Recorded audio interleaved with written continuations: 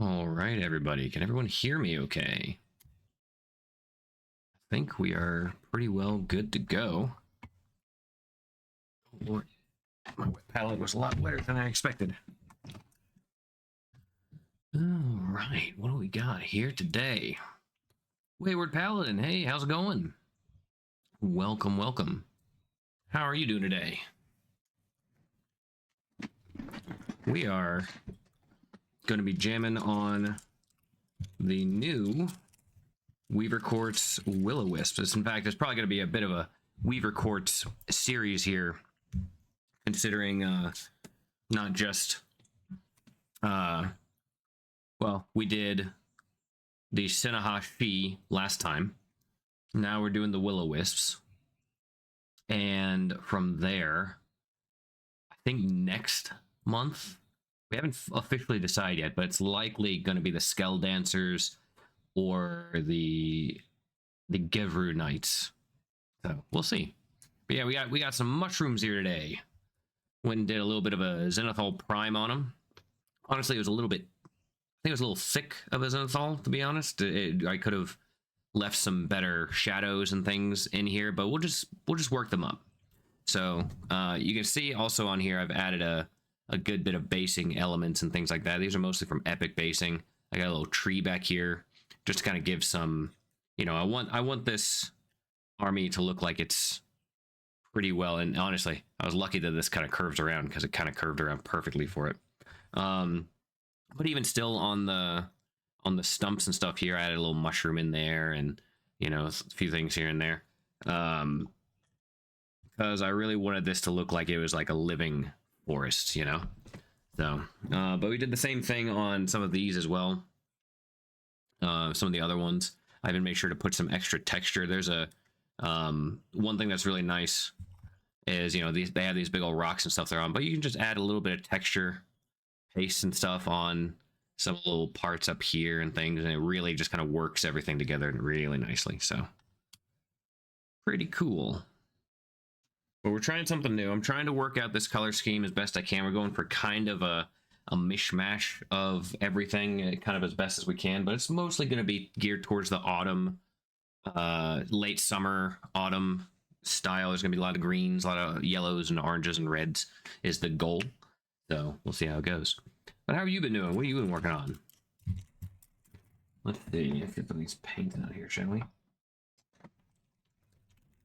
We're going to be using a lot of Army Painter speed paints, I think. That's kind of why we have some of this done as much as we do. We have some algae green there, some white Beowulf blue will help out a lot for the darker recesses, but I also have a few little Liquitex inks as well. I think are going to help out, like this really dark sap green. So that's going to be interesting. As well as some effects and stuff I might try to work in. I don't know if we'll get to it today or not, but I have like the moss from Dirty Down. So we'll see how it goes. I'm really kind of, what I think we're going to do is we're probably going to start with bringing back up the shadows a bit, so we can get some nice high contrast in there.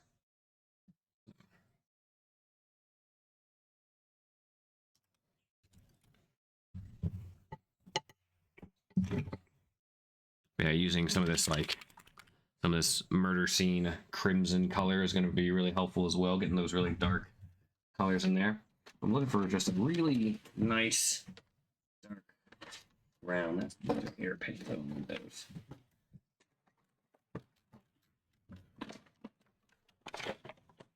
Oh yeah. Aged hide. Some purple, some satchel brown. That's going to be useful, no doubt. Here we got a lurk. No worries, Irish Panda. I appreciate you. Thank you so much. Good to see you. Some Forest Spirit. Gotta go in with some of those, of course.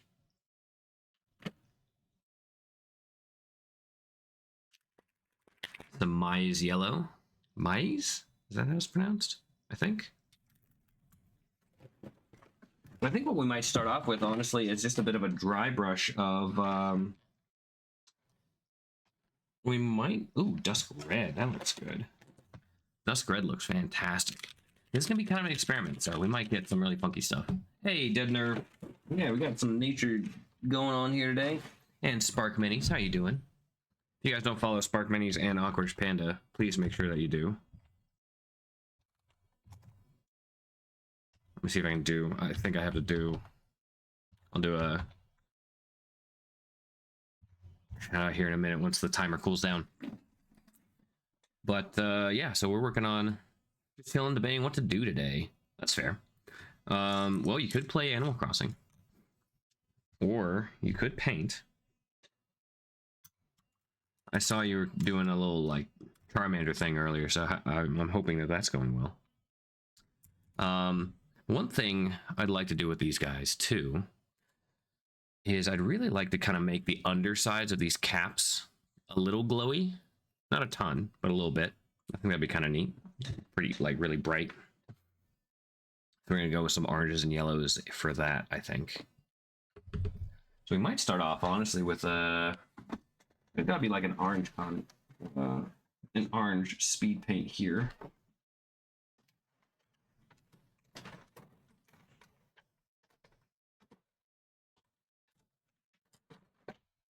Oh yeah, Nuclear Sunrise.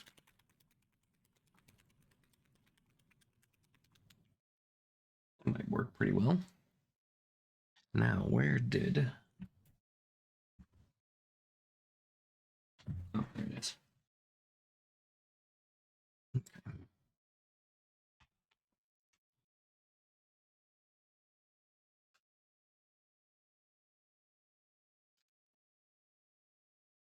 All right, that's fine. All right, daily 31. Nice. It's a unique looking model. Yeah, it's really interesting. So this is Ian. Good to see you. Also, make sure we get that. I'll have to wait 14 seconds. Lame. But this is kind of a swarm unit in the game. So, it's a really cool set. It is priced a little higher, but that's because they have a lot of basing and stuff that comes with it. But it's a really awesome piece overall. But the concept is this: the forest has come alive, and these things are kind of living embodiments of that forest, and they essentially want to help you defend the forest. So they go and just kind of harass folks and float through. But then also they help because they carry these like toxins and stuff with them. So if you have archers that like shoot through them, it'll pick up those toxins and stuff and debuff your enemies. So it's a really neat concept, honestly. I'm really liking it a lot. You can take some of these like bowmen and whatnot and then shoot through the will-o-wisps a bit. And I know likely a lot of people are going to be going pretty wild with these color schemes because they're fungi, kind of. They have little eyeballs and stuff on them, so I'm not sure. They are definitely a fantasy entity. So they are fun guys. That is true. I'm gonna start. I don't know if this is gonna be kind of funky. We're gonna be doing a lot of green. That's for sure. But we should probably start, before I get ahead of myself, we should probably start with some shadows, I think. So what I want to do is I want to go... My color scheme that I have planned is mostly a lot of green, but a lot of blue as well. So maybe... I think it'll be... If we think about it in terms of speed paints, right? You want to start with the lights and go into the darks later. So we should probably start with the lights first. As much as we can, but we can build up and back and forth as much as we need. But I think the two things we should likely aim toward, and this is obviously on the inside of here, there's a big old stump sticking out, and there's a tree here too. So we got some good brown going on that we can use for that. See how that goes. Some nice dark brown.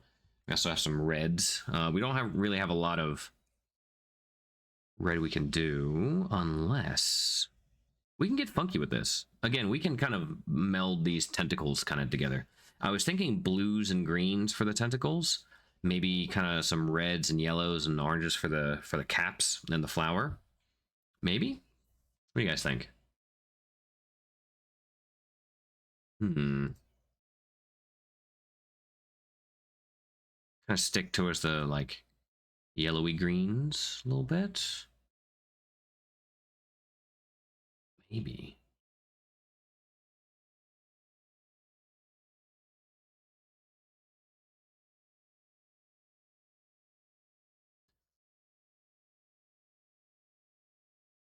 There's the one thing that can be kind of difficult is I very much want... Ooh, so we also have these two different greens too. We have this kind of... This is going to be interesting. Maybe we test... You know what? Let's do a test, shall we? I have another primed mini around here somewhere. Or two, or three. Okay. So these have been my test minis for a while, as you can kind of see. Why don't we go ahead and test out some of these colors real quick, just so we can kind of see what they look like, so I can kind of get a better gauge of where I'm going to go with them. Shall we?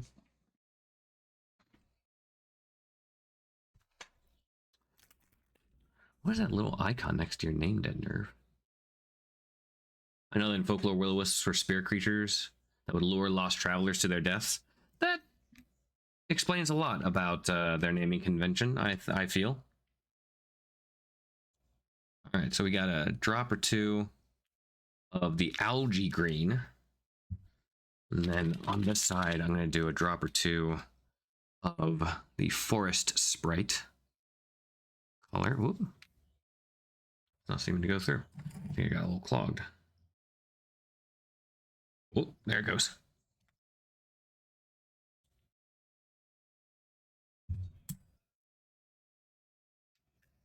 Okay.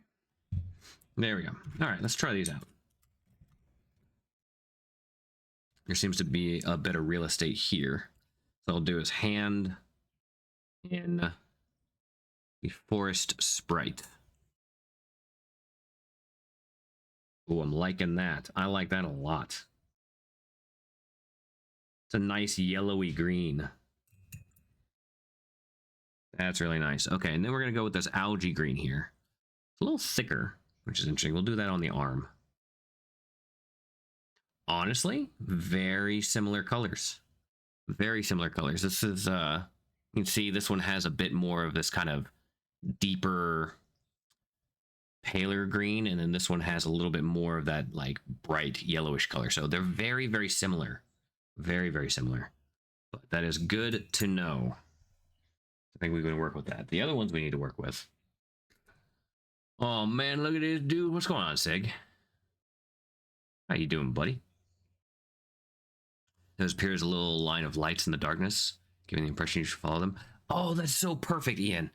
That's so perfect, because I was thinking it would be really cool, because you know what the shape of these is, right? These essentially look like little lanterns, in my opinion.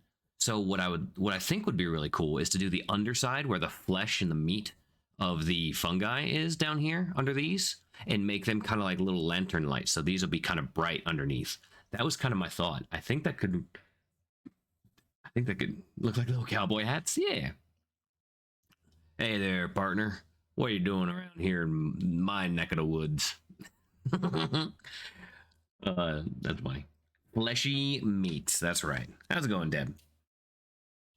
But also this one here, in particular, he has this really funky flesh thing on top. It kind of reminds me of, oh, what do they call it? The chicken of the forest, I think. Morels.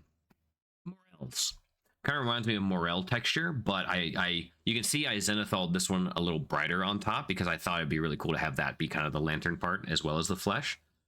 So that'd be kind of neat. Cool. Or I could just drop them too. That's cool. That's fine. Classic. You know what's surprising though? Even with all my little resin bits and bobs on here, did not break. Fantastic. I was really concerned. This is really spindly, so that's pretty awesome. What a good day. You're not a miniature painter if you don't if you don't drop your minis at least once. World's luckiest man right there. How's it going, kid? Good to see you. Another awesome miniature painter here, as well as Ian. Also, Viking Dude, thank you so much. And Whitley and Podweiss, I think. Welcome in, everybody. Thank you so much. Appreciate the follows. For anyone who is unaware of who I am, you can see my little logo right up here. I'm Walter's Workshop. I stream here on Twitch, usually on Mondays and Wednesdays, typically, but once a month, the amazing folks here at Parabellum allow me to come on here and paint some Conquest, which is mostly what I do anyway, to be fair, but it's my favorite, so Totally meant as an educational movement. Exactly. Yeah. So, all right, now this is dried a little bit. You can see there is a stark difference. This definitely has a lot more of that kind of pale green, almost like the Hulk skin or something, kind of that grayish green. And this has a lot more of that kind of bright green right there, right? So it's very subtle, but you can see the differences in between the two greens, the algae and the forest sprite. The forest sprite being on the hand and the algae being on there. But honestly, I think it works pretty well. So what we need to do is I need to test out a few more colors, just in case. I need to test out this yellow, and I need to test out this brown, and maybe this dusk red, as well as the nuclear sunrise. I just want to test these ones real quick because they're going to be pretty imperative. Also, we might just test the Beowulf blue. So I think they're going to be kind of imperative to this color scheme. And then we'll start working in some of the shadows and the highlights and things like that. So luckily, this guy's base, this little, this poor Dwagholm and 100 Kingdoms crossbowman. Looking forward to seeing some tips. Oh yeah, for sure. If anyone has any questions or anything like that, please feel free to ask. One thing I like to do is for these is basically kind of experiment along with folks just to see. Sometimes I'll come in here with an idea already. Other times it'll be kind of experiment. And I do have an idea of where I want this to go, but I want to see if this is a quicker avenue to get there. Okay, so this is the Beowulf blue. We're just going to put that right here on the edge of this sward, here on the handle, just around here. Easy peasy. So just a little bit of that so we can see how it's going to dry. Then we're going to go in with the Maize yellow, do that as well, and we're going to go right next to it over here. Just to see, I think there's a little bit of blue still left in my brush there. That's something you got to be kind of careful for. You can see it's turned a little bit tinge of green. So I'm going to use a different brush that doesn't have any paint in it already and try that again. We'll do it on the other side this time though. We'll do it on this side of the foot. There we go. Oh, maybe it wasn't that. Maybe it was just the paint interacting. I'm very new to the hobby. Well, welcome. That's awesome.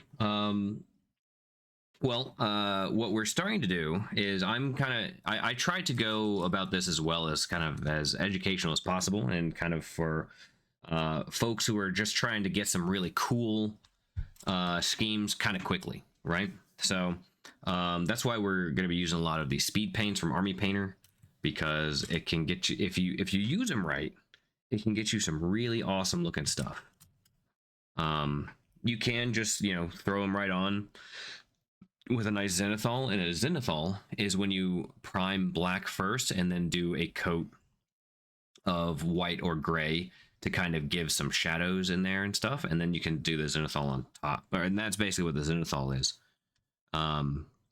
It's pretty neat. All right, let's try this nuclear sunrise right here. Okay, that's pretty dark and red. Let's see if I can mix it with the Maize yellow a little bit on this side, see what it does. Okay, not too shabby. A little bit oranger, a little less of the red. Not too shabby there. And then I do want to try this dusk red, because we've already seen what Murder Scene looks like. That is a paint, not anything else. But this dusk red, intriguing to me. It's very, very dark. So we're going to go right to the side of that and just kind of put it in there, see what happens.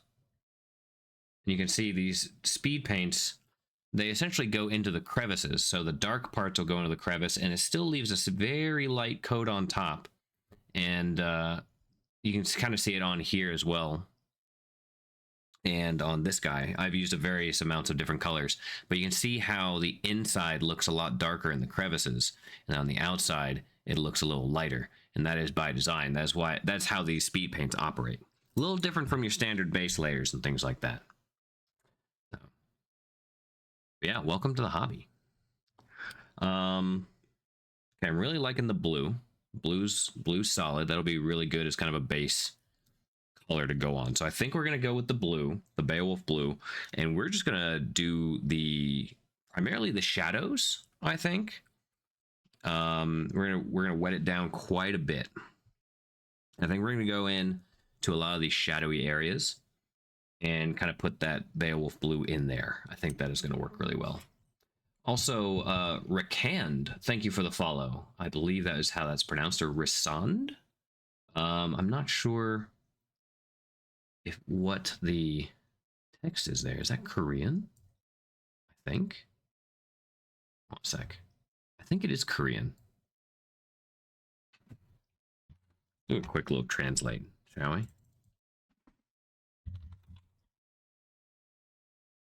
Oops. That's not the button I wanted. Let's see, paste. Oh, North Star is what that means. That's pretty cool. Well, thank you so much for the follow. Much appreciated. All right. So, okay, we got a good bit of orange there. I think we could use this likely. We can go in with this yellow, I think. We can use the yellow for the really bright areas, kind of, especially in where like the fleshy bits are and maybe the flower a bit. And then we can kind of go into the crevices of that with the nuclear sunrise. I think that'll work out really well. We're going to do lots of greens and blues for the base, though. So we're going to work that up. For the tentacles, I was thinking we'd go with these kind of like vine-looking things, but maybe on the outsides of where these frills are, we can go into those yellows a little bit more. I think we can do some like blues and greens and stuff. So we could actually start out with the greens, I think. Oh, one more we got to test. Before I get ahead of myself, one more we got to test. We got to test the satchel brown.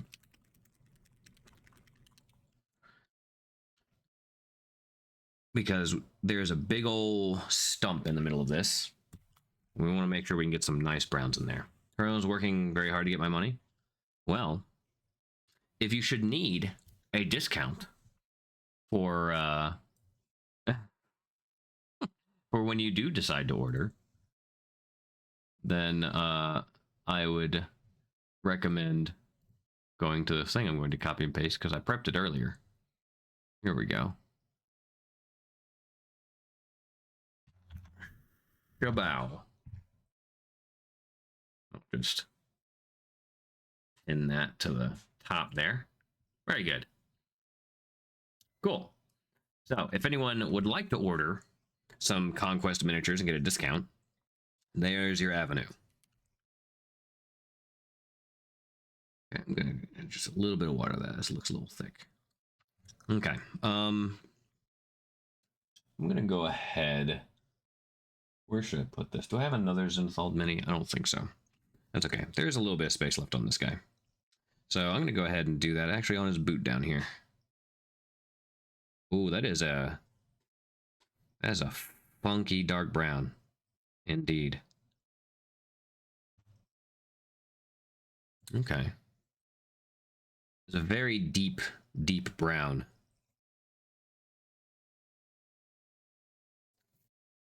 It's doing okay until they reveal that dragon. It's pretty cool, huh? Do you like the flower face on it, or do you like the or do you prefer the dragon face? I like the dragon face more, but I like I like both for different reasons. If like for looking for like a traditional dragon face, I like its dragon face, but I love the fact that they have this like crazy creepy flower head on it too, you know?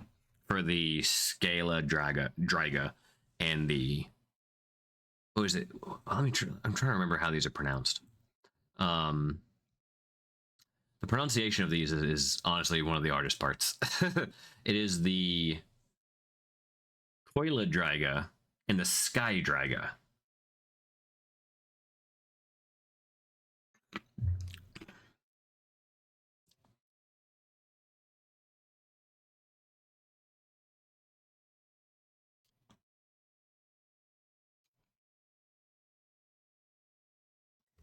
Flower face has mild horror, and I love it. Exactly. There's a I forget who it was, but there was someone in the last stream when we were painting the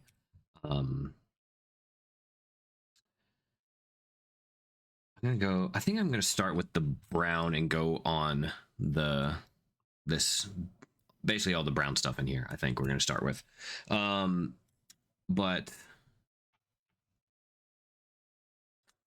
let's go ahead and pop this off here real quick and just go on these trees here.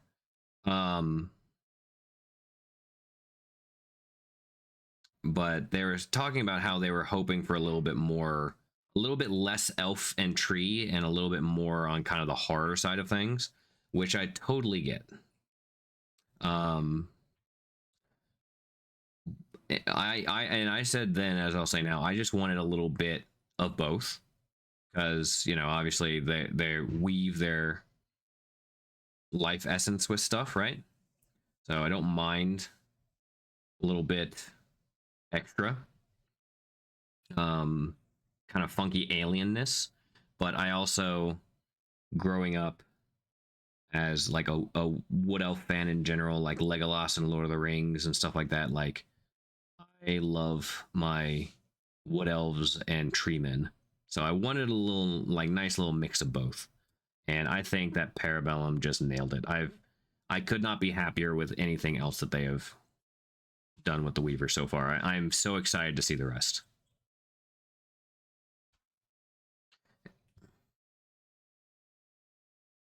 Versions a lot. I'm sorry to hear that, Ian. I hope things are going to get a little better for you. I know that the seasonal stuff is definitely not helping, for sure. It is wild to me when I get off, because normally I would get off work and try to do a little bit of exercise, like go out on a bike ride or something, because it helps both a little bit of my own mental health as well as, you know, just staying fit. I did that yesterday, but by the time I got off work, you know, standard 5 o'clock, it was already sun setting and whatnot. So I was like, geez. But also, the air getting cold rocks me. the uh having the air get as cold as it does so quick is definitely hard on the lungs when you're pumping the bike as hard. You know, try to, because you know I want it to be exercise too, so I try to push myself a little bit, but man, it definitely takes a toll on your throat. Very nice, nice, easy kind of dark brown, nothing too crazy. You can see there's a nice little variance, this kind of lighter brown versus kind of this darker brown on this side, and kind of same thing up here. It gets really nice and light and then kind of down to these darks, and that's just because of the underpainting of the zenithal highlight that's there, which is exactly what I was hoping for. So this satchel brown is putting in work. Now the hard part is, and honestly, I would recommend, again, I don't do this typically for these streams because I'm trying to paint the whole thing up for folks as best I can. But normally I would recommend something like this would likely be good to sub a symbol. And what that means, in case anyone is unaware, is that means you do not build the entire thing before you start painting. And the reason we do that is so we can work the brush in and around stuff without having too much of an issue.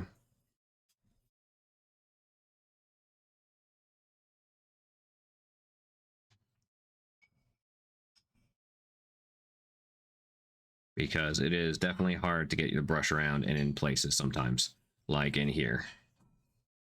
I need just a big old pile of this. Spooky James, how's it going? Welcome, welcome. A lot more of this satchel brown.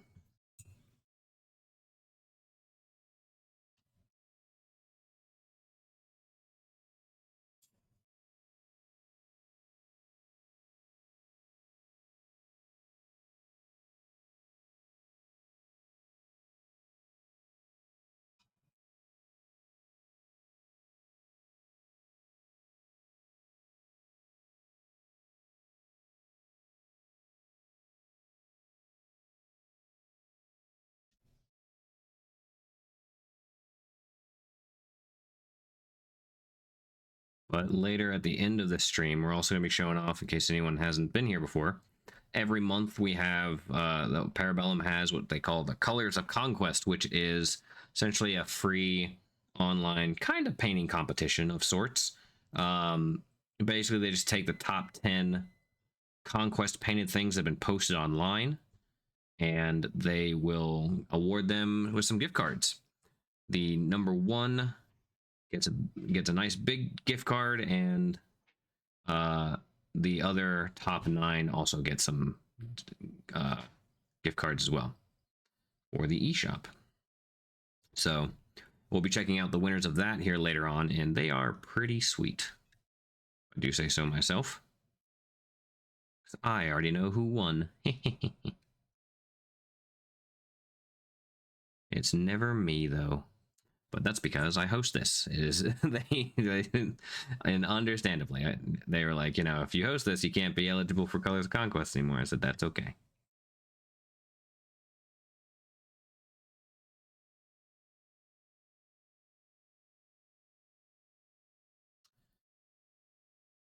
So if it looks like a somewhat similar piece, I would recommend it. Like, it's not 100% needed. I'm kind of going for speed here. And it'll be easier to get this done,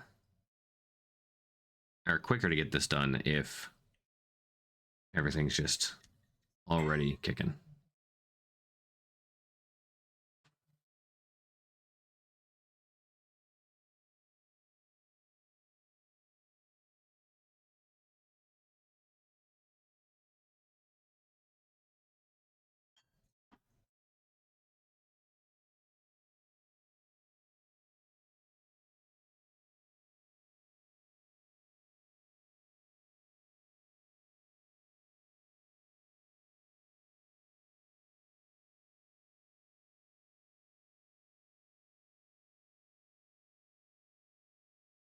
We're just getting kind of this base brown in here, and I'm not going to worry too much.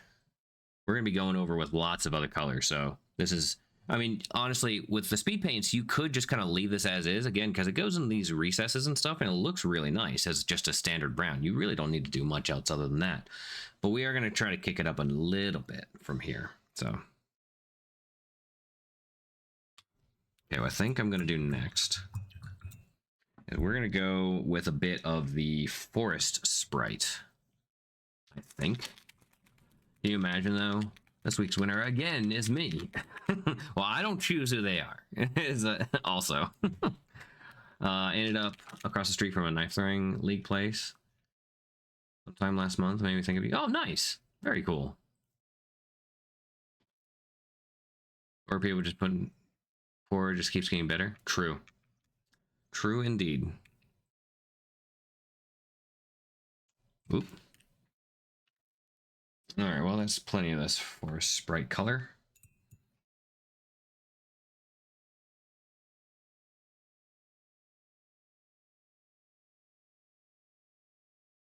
Okay.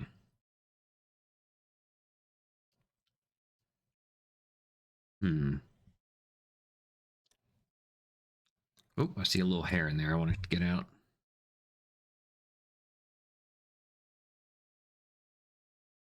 Those who live with pets and do this hobby understand the pain.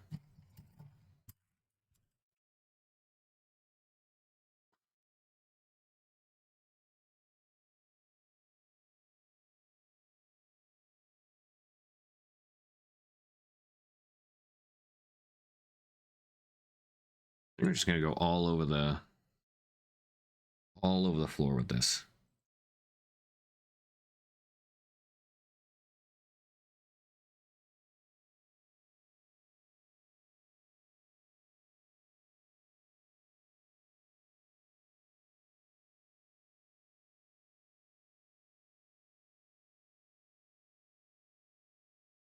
And you could airbrush this all on, and that would work perfectly fine. We're just going to go in, just brush this all on because we don't have to be terribly. I'm also just going to go and work this up a little bit onto some of the areas of the tree as well. Let it mix in a little bit, and that'll be perfectly fine. Especially where I want there to be a lot more dark recesses, because if you mix those colors together, they'll get nice and dark.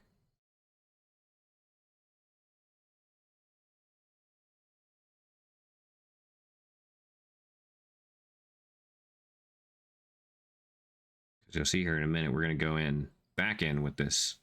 We have the nice greens here. We're going to go in and put some blues in there too, and do kind of a coat of blue on top for a lot of this.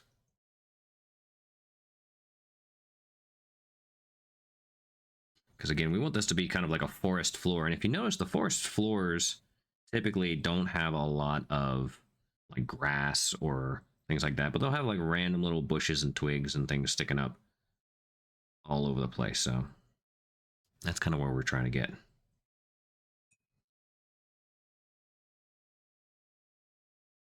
I'm gonna throw start things. There's at least one excellent place not too far from Adepticon.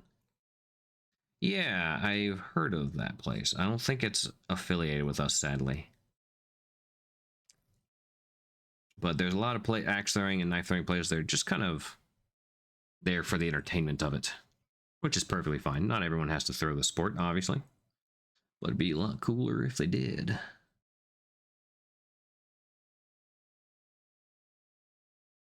For those that are unaware of this topic of conversation, my day job is I work for the World Axe Throwing League, so, and Knife Throwing League. And yes, it is a real job.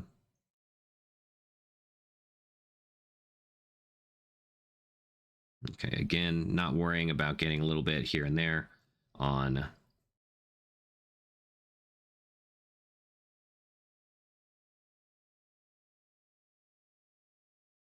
trees. In fact, I'm specifically going in and adding a little bit to some of them just to add a little bit of variation, kind of show that there is some life in them still a little bit.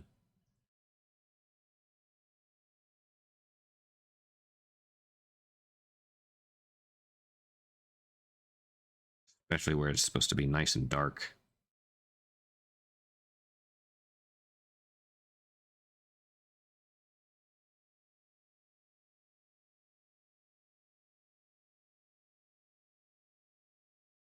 That's a lot of green.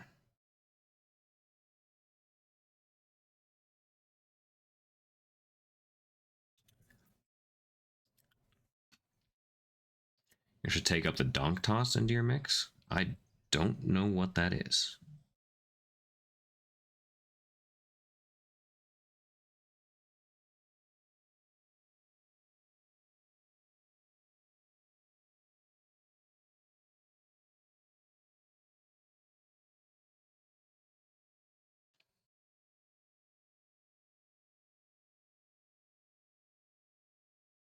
There we go. Again, putting some of these, just going in back in with some of these greens is working out really nicely. Kind of add some just extra variation of color into that wood so it's not all just brown.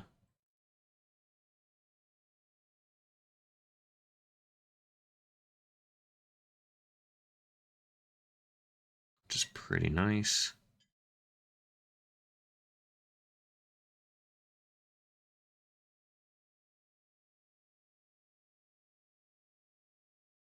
Especially in kind of the crevices and recesses here and there.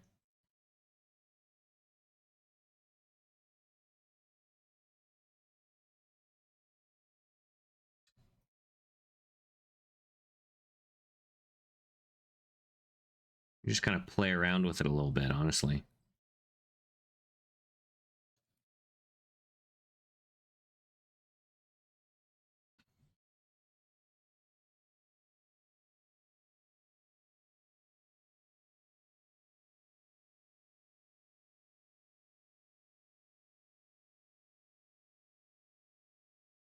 Okay. Now I'm going to go in with that blue.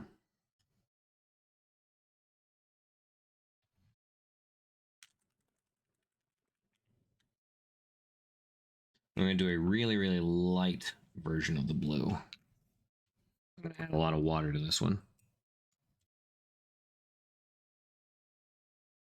because I want there to be those blue undertones still.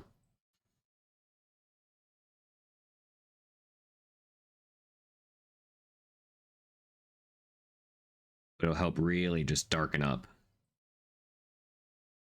a lot of what we have going on here, which is nice.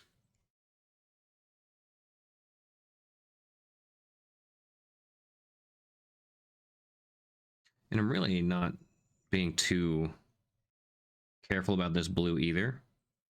I'm just kind of letting it go around because I really want this to be like an ethereal looking forest, right?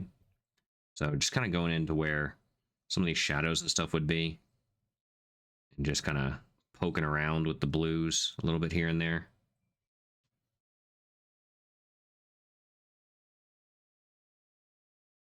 Just to kind of give it a little bit of extra texture, so to speak.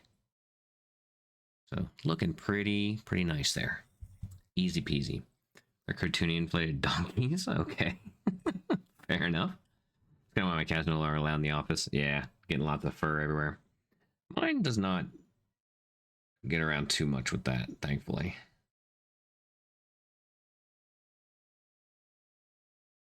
So definitely going in with the blue, even on the browns and stuff here. It's totally cool. Just rock some of that blue.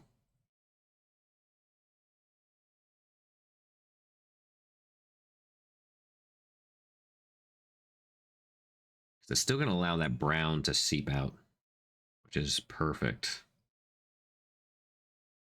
But bringing in some nice dark shadows.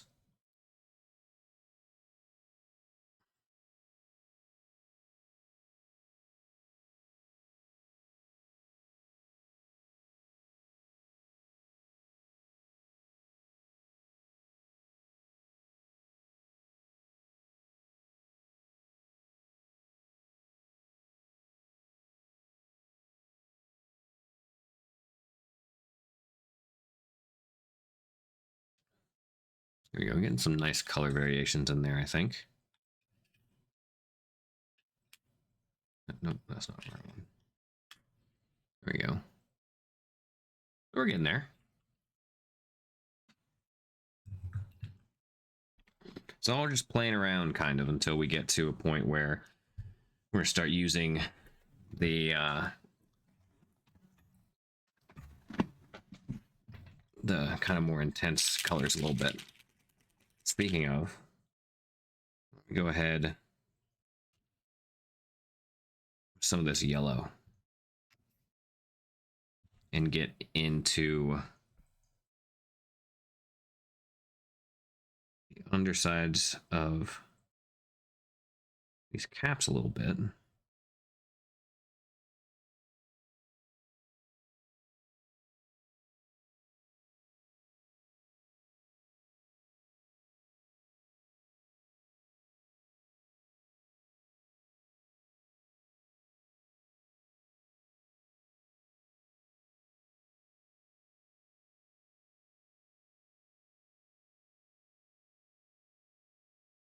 I don't need you on that base anymore. Let's just take you off there.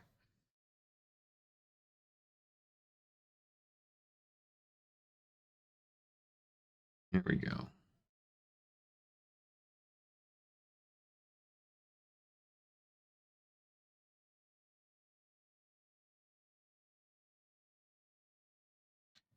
And I'm doing my best to not worry about every tiny detail. We can worry about the details later on.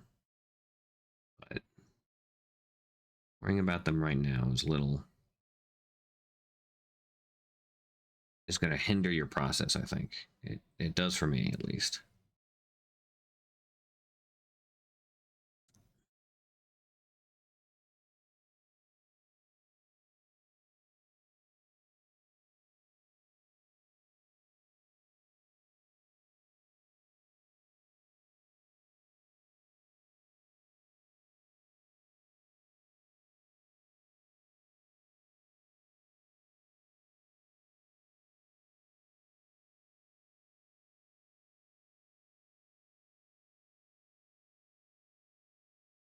There we go. We got some nice yellows around here. Again, we'll work these back up a little bit. here later on, but I think those will be kind of nice as like little lights and whatnot. Okay. I'm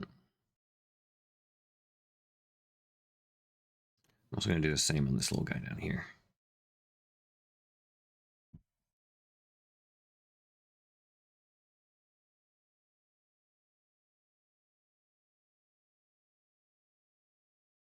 Oops.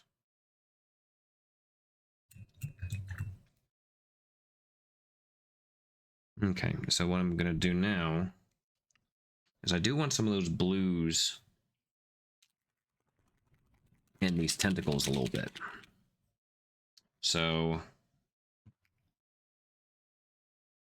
just going to go in with the blue on those. Just try to get into the shadows of where these tentacles are going to be. Because the blue is really dark, so we got to keep that in mind. Got to keep... Actually, what will really help is if we just water it down a whole lot too. That way it kind of stays mostly in the shadows.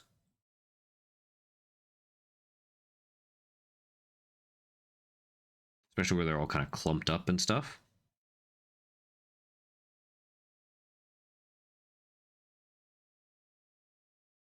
See, putting a little bit of extra water on there just makes it so there's like barely any showing through, but there is a bit.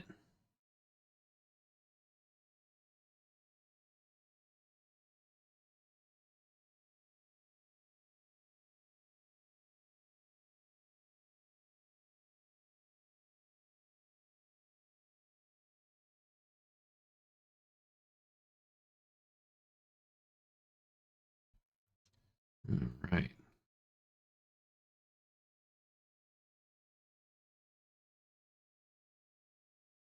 Again, because the way that the speed paints work, they're going to pick up what's on the outside the most. So that's why we're trying to just stick in to where little crevices and stuff are with this blue. And in the recesses a bit. That way, we can go back over with the green, and it'll still have that blue show through as a shadow, but allow the green to still stay in the highlights. Oh, there's another little cat hair.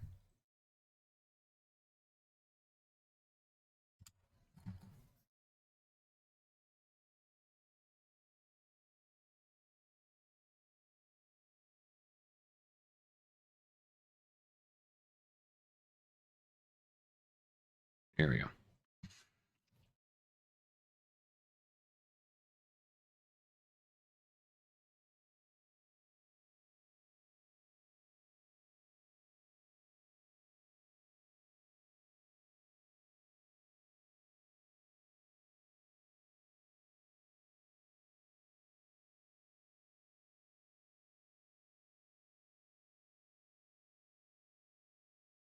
Even down the bottoms here. So this is going to be a lot more shadow. Totally fine. Let's do a lot more of that blue.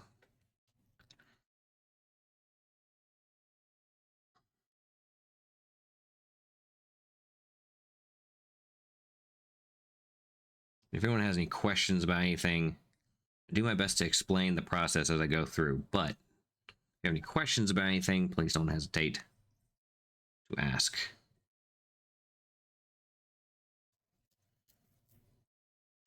Okay, I think maybe I'll do some red caps, maybe? Kind of reddish, orangish caps on top here. Why don't we try that? Maybe, do I have another orange speed paint Age Tide? I don't think. What I'm looking for.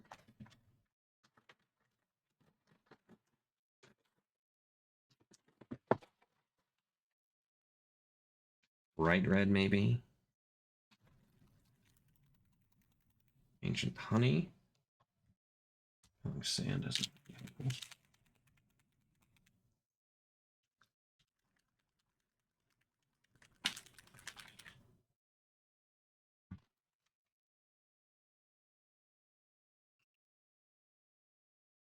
I think this bright red's going to be useful.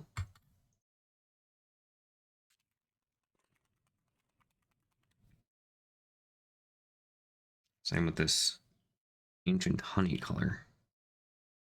A lot darker than the other yellow we're using. I think that's okay.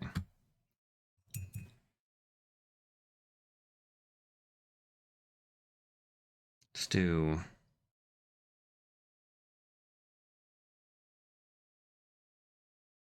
just a tiny bit of that.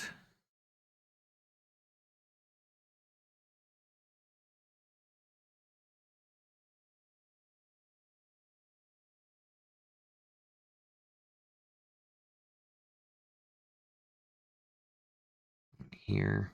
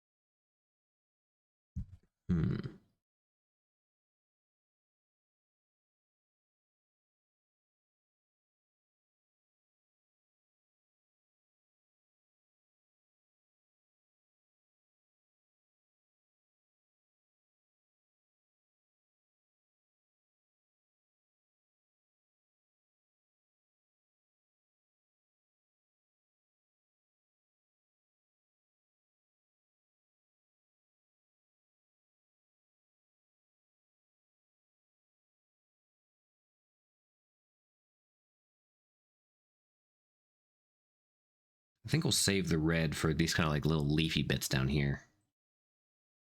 It's gonna be kind of weird, but I think it'll work out.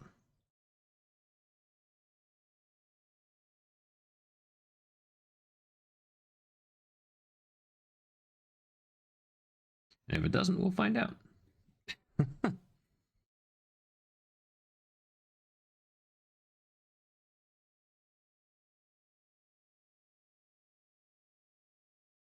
Just kind of on the top here a little bit. I'm just going to put a little bit of that yellow to kind of give a little bit of variance here and there. I think I'm going to do the tops of these still fairly red, so let's go ahead and just jump into the red, shall we? There's a bright red, so I'm a little... We can always go darker. We can always fix things, change things up how we want, so I think it'll be fine. Oh, this is really bright. That's okay.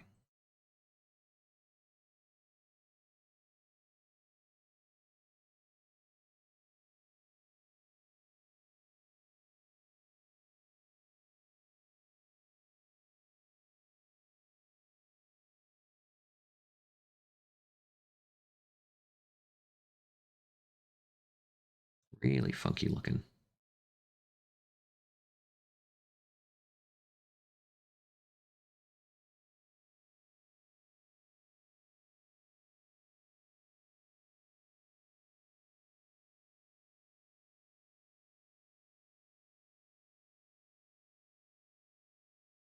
Okay, now I'm watering this red down because I do want to kind of have it go into the leaves here.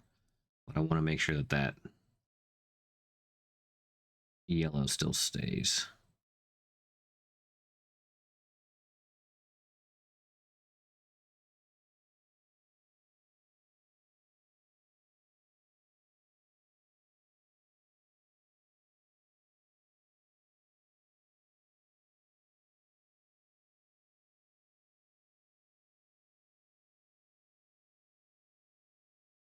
That's pretty cool. Digging that. Okay, let's go down in here.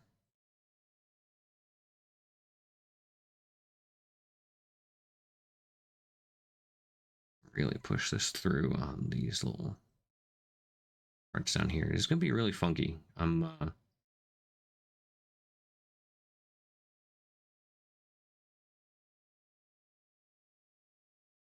curious how this is going to come out.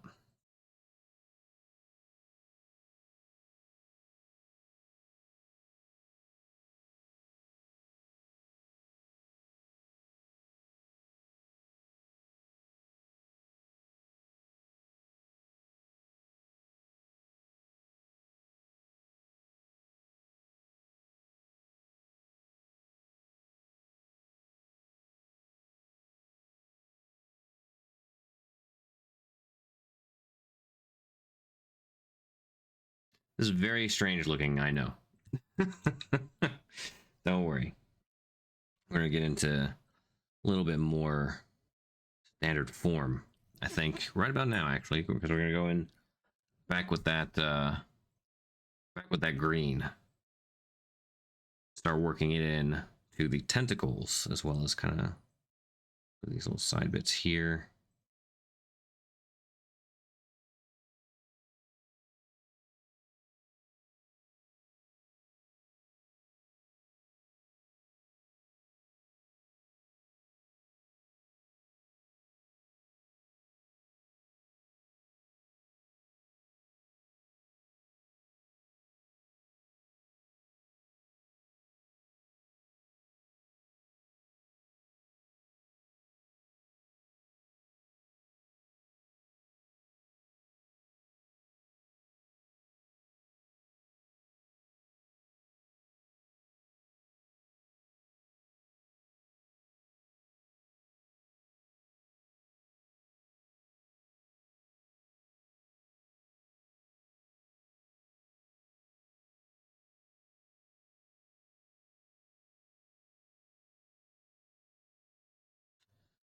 Okay, I think this is kind of working into something neat.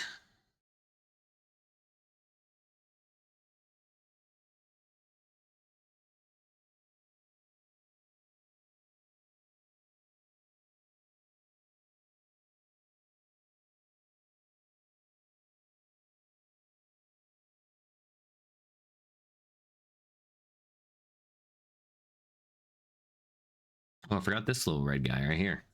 Oh, sorry, we'll get back on him in just a second.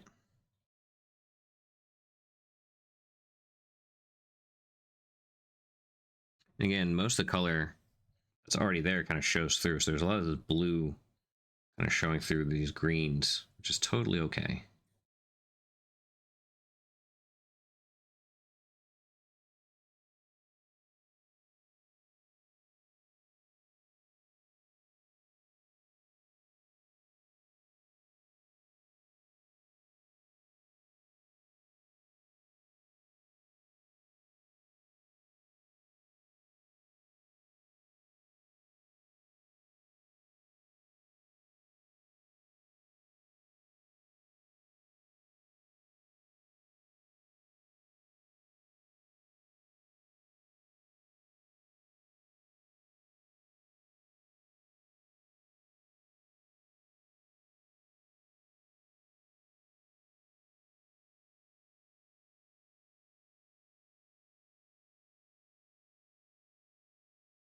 Don't be afraid to put it on a little thick if you need to. That way it covers in the shadows, the crevices of the little mini.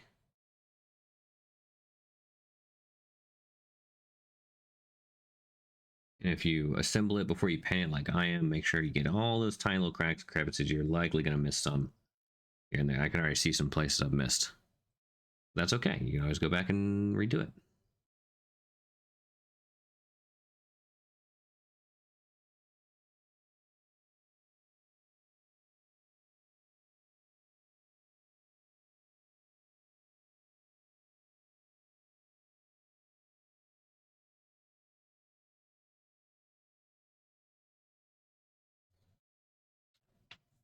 Pretty funky, gotta say. Oh, one thing I did want to do though, I kind of want to make these little green flowers here.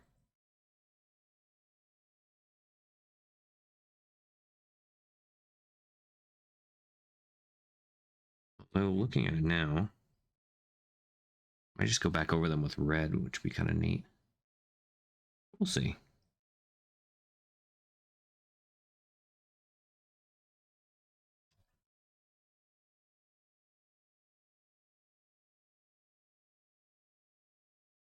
That's the beauty of these speed paints, right? Is you get to kind of mix these colors together and they blend so well.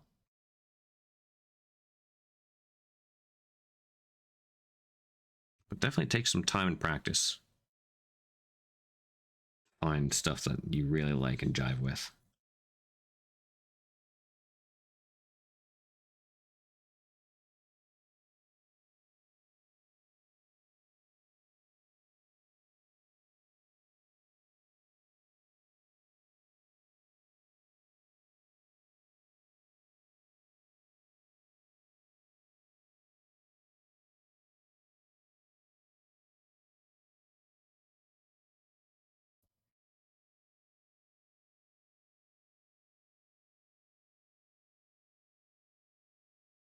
The other thing I have to remind myself a lot is not every single thing has to be painted 100%. Like there's going to be a lot of stuff like inside these tentacles, for example.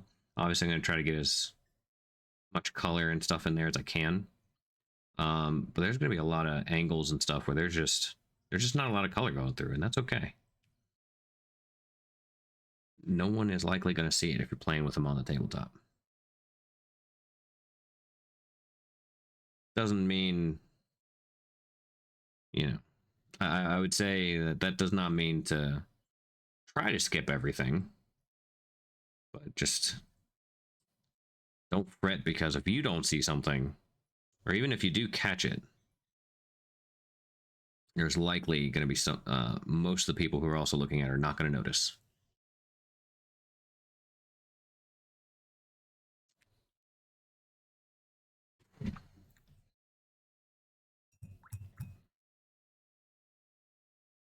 Okay, let's get that red back up here.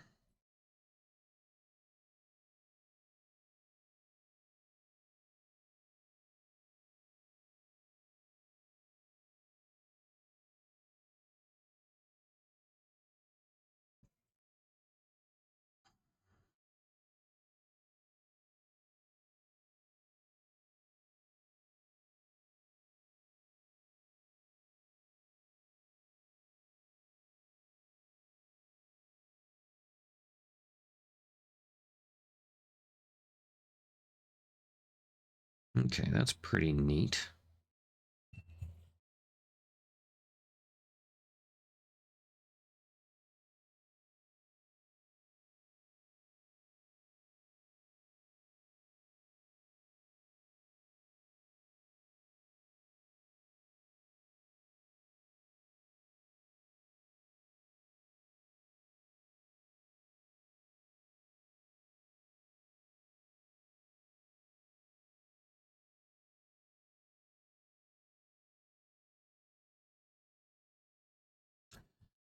Small parts shop point, as well as Giorno and Iron Terrans and Whiskey Warlord and Fenric. Oh, and the Pale King. What's up, buddy? I hope you're doing well if you're still here.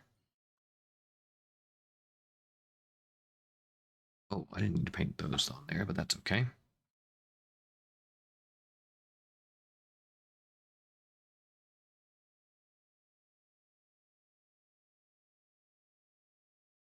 But the main point, especially with these little contrast paints, or these speed paints, is to just get some really nice, cool, kind of funky colors in there that blend together really nicely.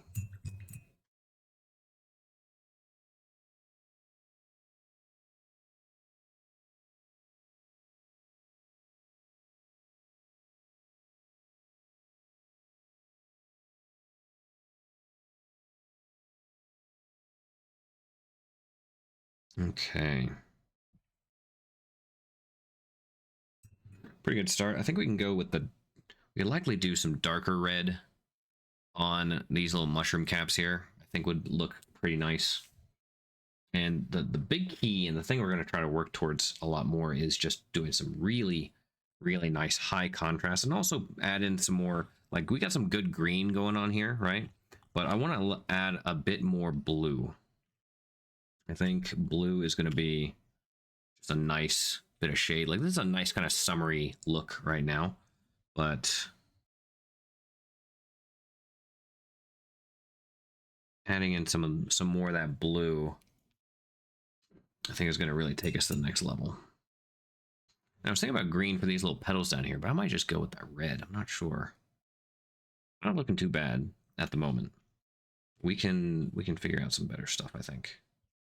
They also have these really funky little things here and there. I think I might just go with... I think we'll just go with blue on those for right now.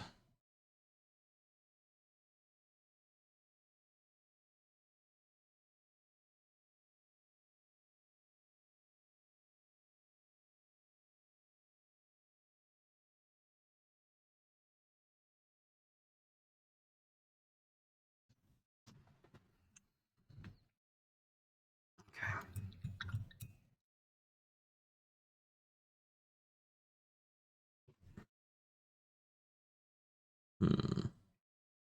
thinking about it, I'm digging this. We can do better. I think definitely more blue on the browns. We're just gonna go really light though. We're gonna mix some water into these and just kind of go in. Yeah, okay. To really make those shadows kind of pop a bit more. The lines where all that stuff is.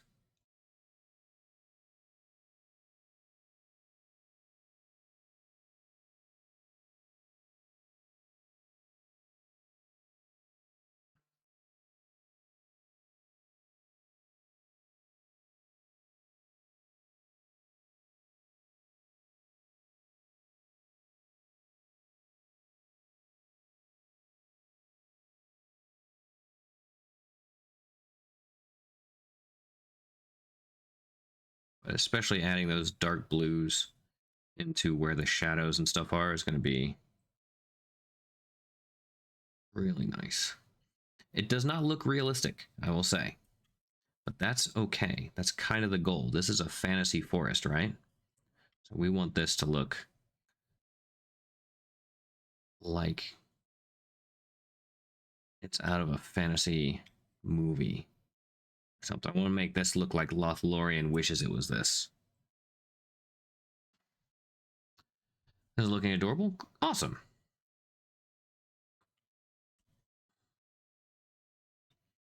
Yeah, see those blues are darkening that brown really, really nice. So we're gonna do the same thing here in some of these areas for the green as well.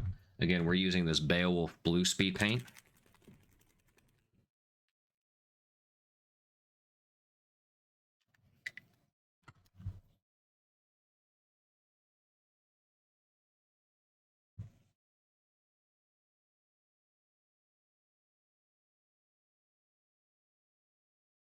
And I have, you can barely see it, but I have this little vine texture in there, and that's kind of why I'm putting some shadow around it, particularly because I want that green on the vine to really stick out.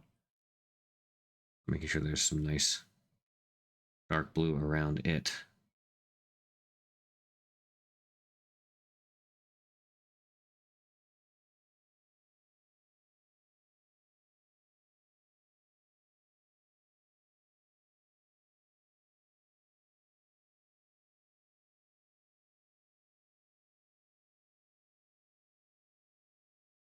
And even on the trees back here, a little bit adding some of that blue, even really lightly towards the top where you would normally try to just keep it mostly brown.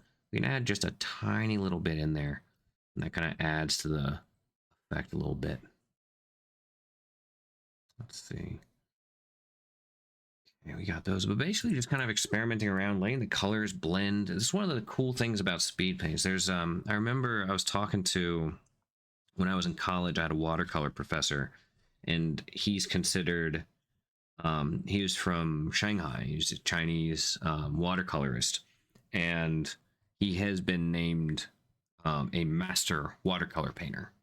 And one of the things I loved about him is he, you know, he obviously did watercolors very, very well, but his philosophy was like, I, he's like, I used to paint a lot of like realism in watercolor, and I realized that that was just not the way to go. And he's like, I should let the medium and paint towards the strengths of the medium, as opposed to trying to take the medium and make it do something um, that it's not normally inclined to do. It's like, and there's nothing wrong with that, but to really gain some strength in the medium, let the medium do the work, do some of the work for you. And I always took that to heart a good bit, or tried to. And for the speed paints in particular, and kind of like, it's kind of like working with washes essentially, and just kind of letting the washes kind of like, don't treat them like you would treat a layer paint, or something you're trying to like glaze or something like that. Let them mingle, let them uh let them kind of do what they do best. And if you don't like what they're doing, switch to a different medium. But if you let the mediums do their job, you can get some really funky results. And that is one thing as well in those watercolor classes that I had a hard time with, is I really wanted, like, I had this very specific vision and I wanted to make it look exactly how I wanted it to look and all that stuff. And they're just like, no, just let it go. Like, don't be afraid to just let it be its own thing. Let it experience itself and so on and so forth. And it took me a while to kind of conceptually wrap my head around that. But they were really, I think they were really right. It was just like getting, letting the paints kind of dictate how they work and what you use them for.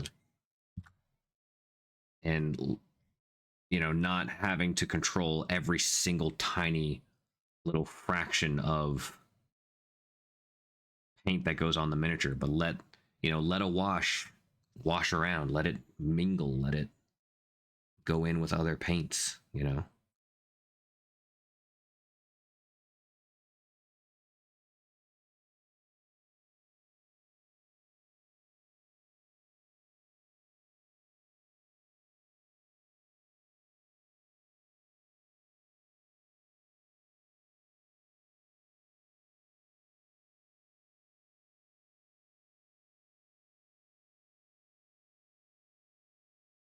So I think, especially with this like dark red I'm putting in here, right? It's doing really well, just getting in the crevices and really some contrast, but also letting me go in, add some good shadows to this red that we already have in here. Just kind of letting it, you can see how it just kind of fills in certain spots. That's perfect. That's exactly what we're looking for. Let it do the lifting. I'll sit there and let it dry. And from there, you know, because it's going into these cracks and it's going into these crevices. And that is one less step I have to worry about trying to do by hand, which is why I've been really keen on using speed paints recently. Because beforehand, that's exactly what I would do. I would go in, I'd be like, nope, I must be in control. I would do every single tiny little thing, and I would get hours and hours, and sure, it looks great, but it takes so much longer, and you can get such cool results if you just allow the paints to work instead.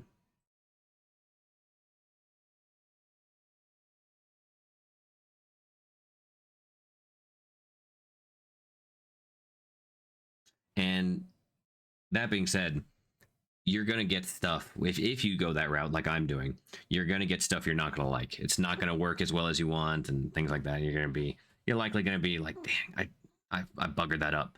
Totally cool, totally okay. Don't worry about that at all, because the nice thing about it is these are all just like base layers, right? This is essentially the starting point. We can go back over with acrylics and add that detail, add that control that we want. We're really just getting in here just to get some base layers to kind of play off of and highlight from. And that's going to be the big difference. Like I said, we start out with this yellow on top here, and you can see some of that yellow still poking through, and that's great. Especially up in here, you can definitely see it. I'm going to go in with this bright red and kind of wash that one more time, though.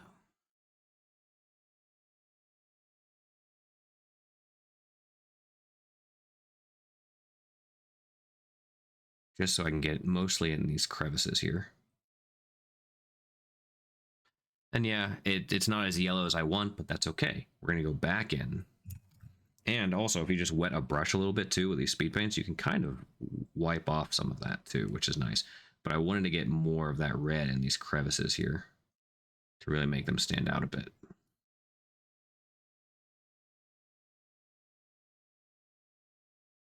Perfect. Okay. So, tell you what, already we have some pretty awesome looking colors, I think. Obviously, I'm a little biased, but I think we have some good looking colors going on right now already. But we are not done. I'm going to get that red again. I'm going to go down on this little guy down here. Just give him a little bit of that kind of red undertone, a little bit. You know, and you can see, especially kind of, this is kind of a perfect example of what I'm talking about. On this tiny little guy down here, this is sloppy. This is not looking great. There's greens all over it. There's these like little chips and bumps and stuff. That's okay. Not worried about it one bit, because when we go back in, which we'll do here in a minute, we can go back in, cover up a lot of that stuff, but also blend it so it kind of looks a little more seamless. You can kind of see that here. There's a lot of this blue going in here, but it just seamlessly blends into these greens. And that's kind of the reason we're using these speed paints, is because they do a really good job of kind of blending things in if you use them right. That being said, we haven't really done much with the undersides of these caps because I really want them to kind of be a bit brighter yellow, kind of glowy of sorts. So I haven't really done much, but we might go back in just a little bit with a slightly darker yellow. Just a little bit.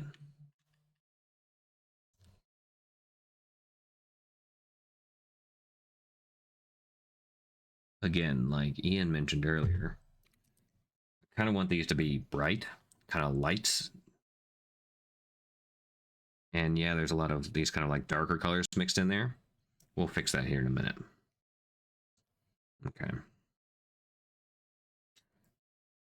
In fact, there's a nice little color down here. We could likely just make this. We can add a lot more blue into this little kind of flower down here.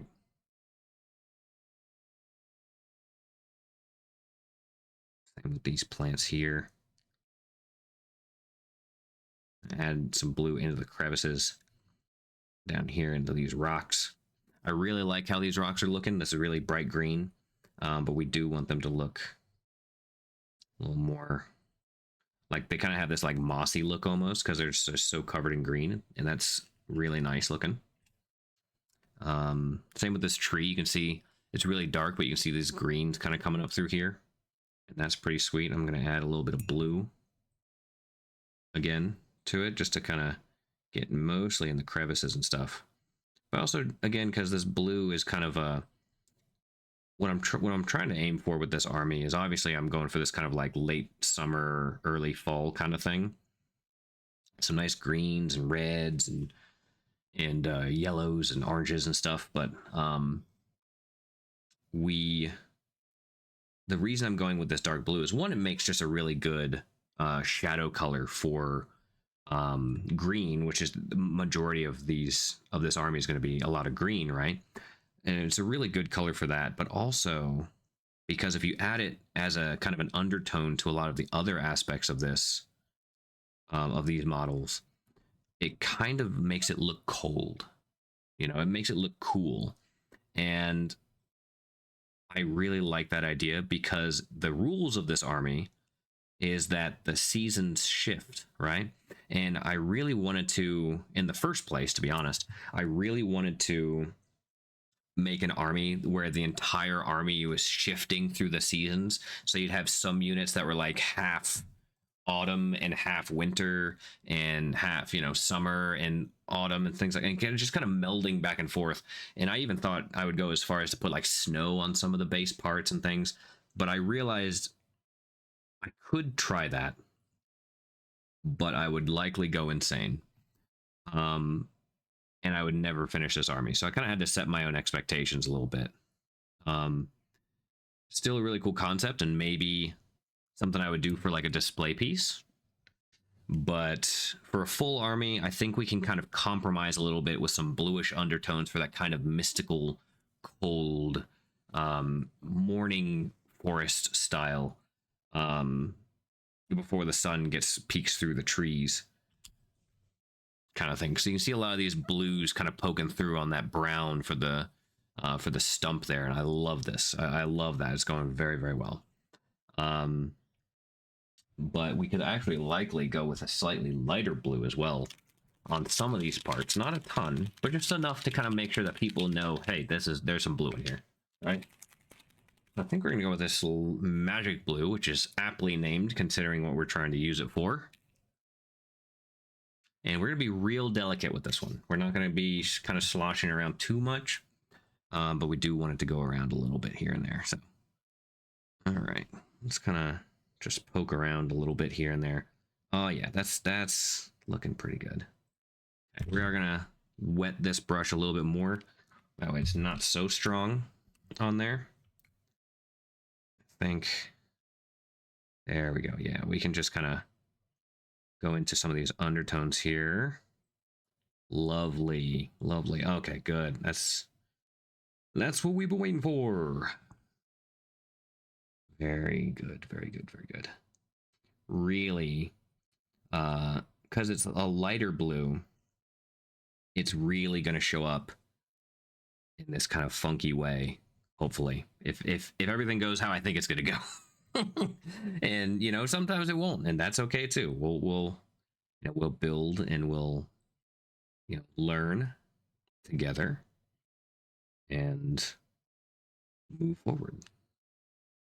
But we're just going to kind of poke it around mostly in the shadows, but also just kind of dabble it around here and there, just to add a little bit of kind of texture to everything a little bit.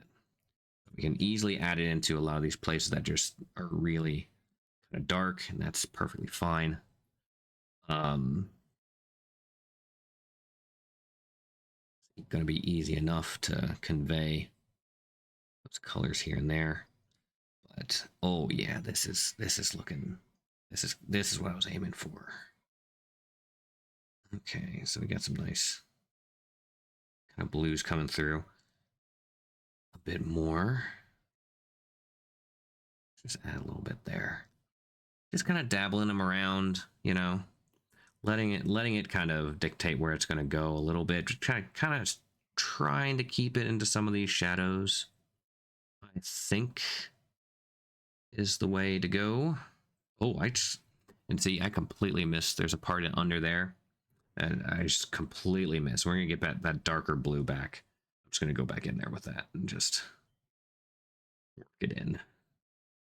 Work it back in. Get a little bit of that. There we go. Very nice.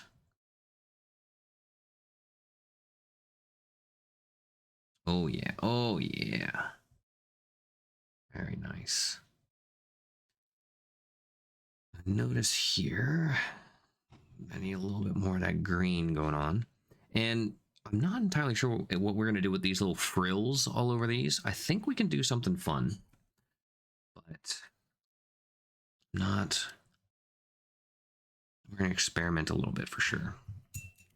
Okay, so we've been at it for about an hour and a half. So I'd like to wait for this to dry a little bit.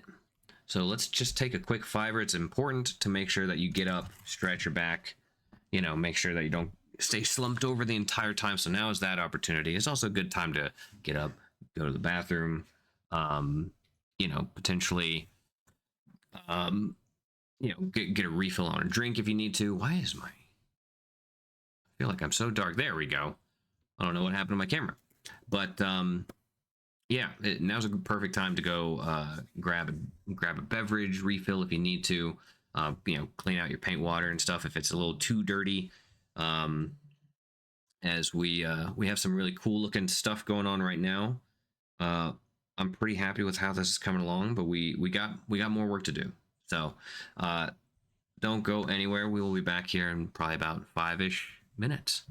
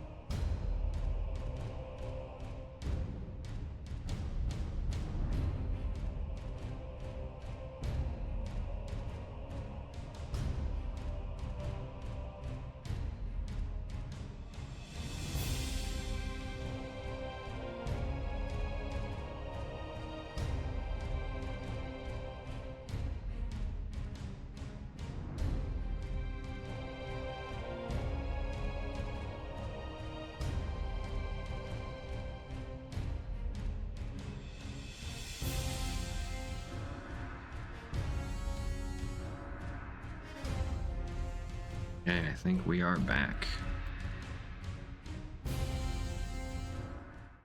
Alrighty. Whoop.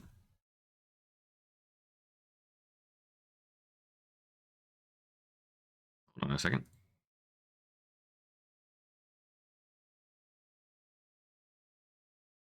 Well, my camera's disappeared.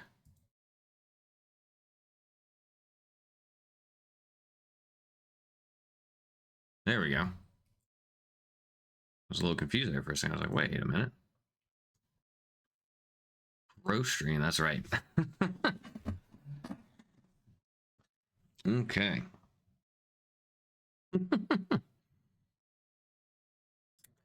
All right, so we're getting pretty good here, I think. We're gonna continue on with a little bit of this blue, I think. This magic blue. Get down just a bit.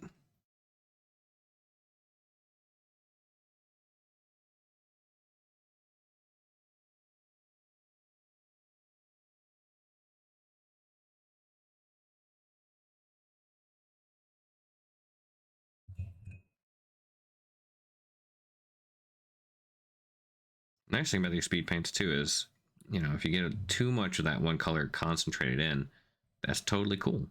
All you got to do is just take a brush with a little bit of water on it, and boom, it just kind of spread it back out.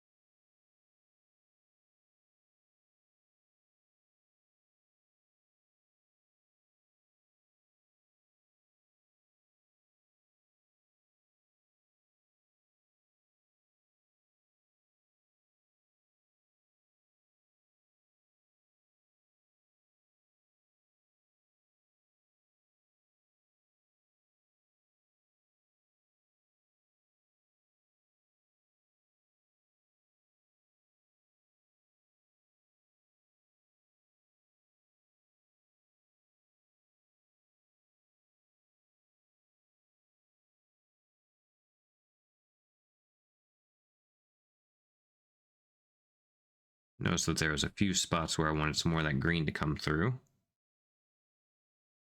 Going back in that little bit here and there.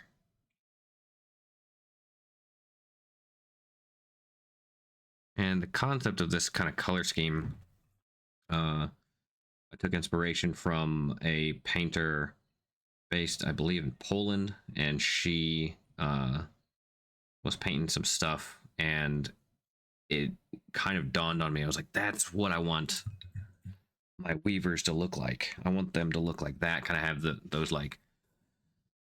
those cool colors, but then a lot of these kind of like browns and reds and stuff. And so I asked her if she had some tips and hints and things like that, and she was so nice to send a lot of those to me. So, and she's featured on Colors of Conquest before. She did this really awesome looking leopard print, almost apex predator a while ago. I'm shocked that you're using orange. I mean, technically, I haven't used any orange. I just used yellow and red. if we want to be very technical, but we'll see. And that is kind of the thing, is like I'm not really using a lot of orange in this color scheme either, but I'm going to be like lightening this back up to a lot more yellow and making that a lot more just kind of like maroons and reds, kind of going like fall colors more so. But there are oranges in fall colors, so it does kind of work out. That being said, I think we're going to do something a little fun, I think. So like I said, I really want these like underside of the flesh to kind of not quite glow, but be bright. So we could go for a full-on glow, like we did with the like we did with Oberon. You can see the glowing green flame coming out from there, right? And so what I did with that was I used a lot of ink, just kind of washes and inks to kind of get the brightness in there. But what I'm going to do instead is I'm going to kind of go around along the lines of that same technique, but we're not going to make it glow quite as much. So we're going to go with a liquid acrylic ink. And it's just white. A white acrylic ink. Thankfully, it does not go on very strong, but it'll get into the recesses a good bit. And it'll just kind of lighten everything up a bit. But it does get into the recesses, which is exactly what I want.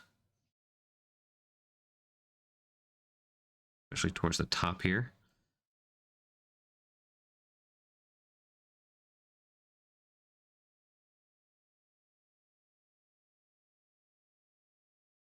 Because this yellow is not quite as strong as I want it to be. So this is going to really help us out get to that point.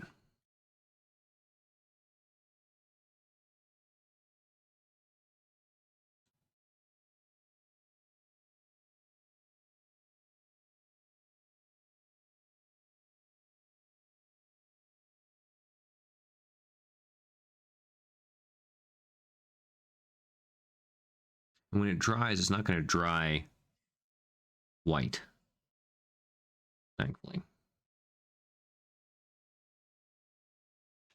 And here's how it becomes a little bit of an issue, but that's okay. Again, it's not a bad idea to sub-assemble this miniature before painting it.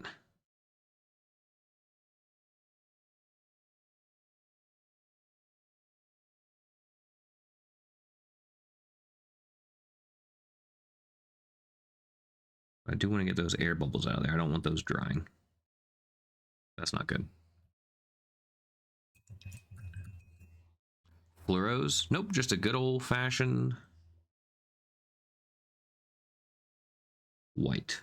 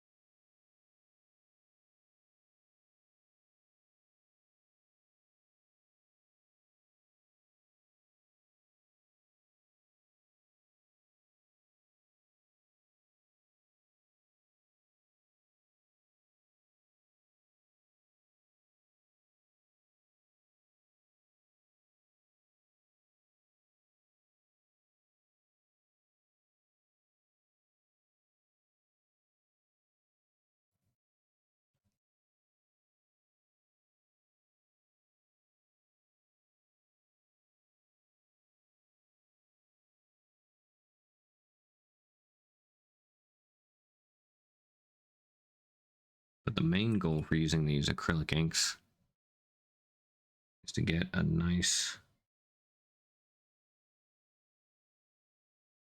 strong white color in the crevices. Because when you have something that kind of glows or is really bright, it has to come from the inside. That's the way that light and heat work. Is bright colors come from the inside of things.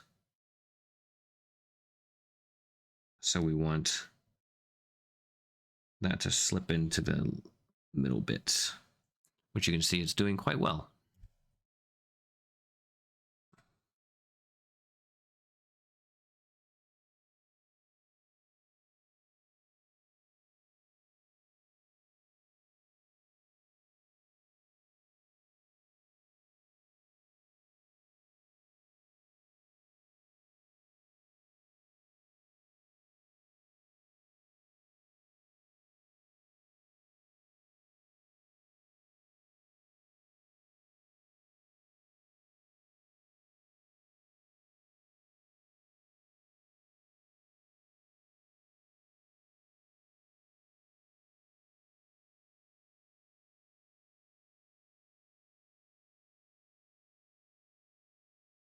Here we go.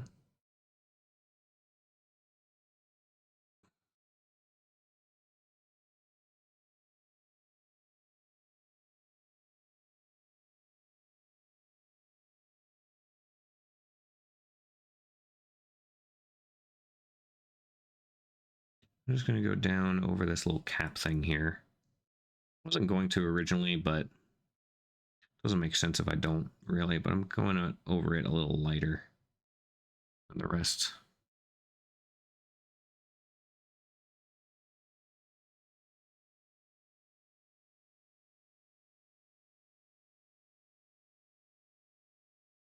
Trying to focus it towards the places where the lights would show up the most, which would be in that little part around the bottom there, like where it kind of goes inward in the middle, because there's going to be more condensed plant flesh, I suppose, for things to show up through a bit more.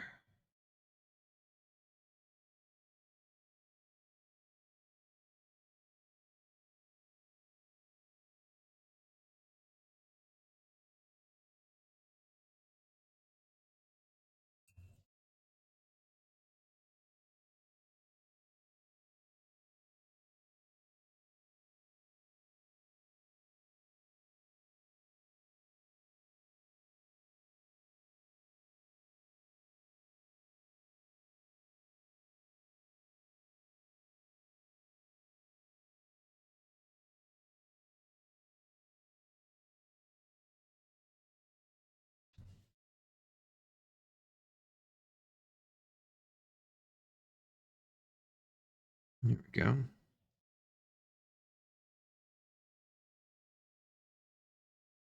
Maybe just a little bit.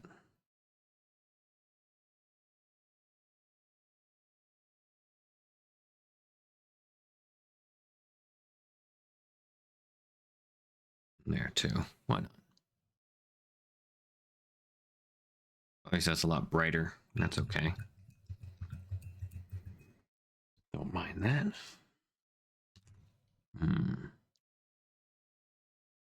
Mr. Von Karsten, hey, how's it going? This handsome streamer doing handsome streamer things. How's it going? Good to see you.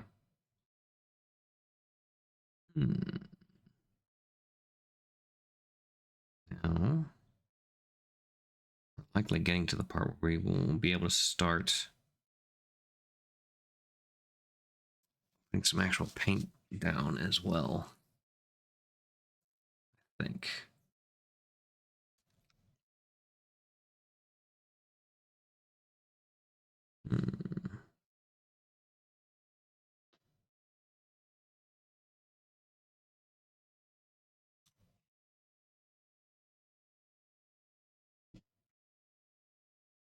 I'm gonna take just a little bit.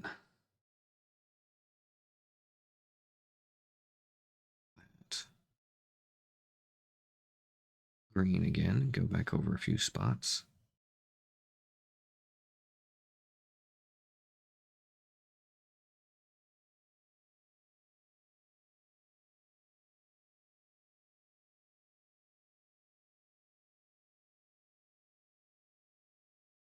Okay.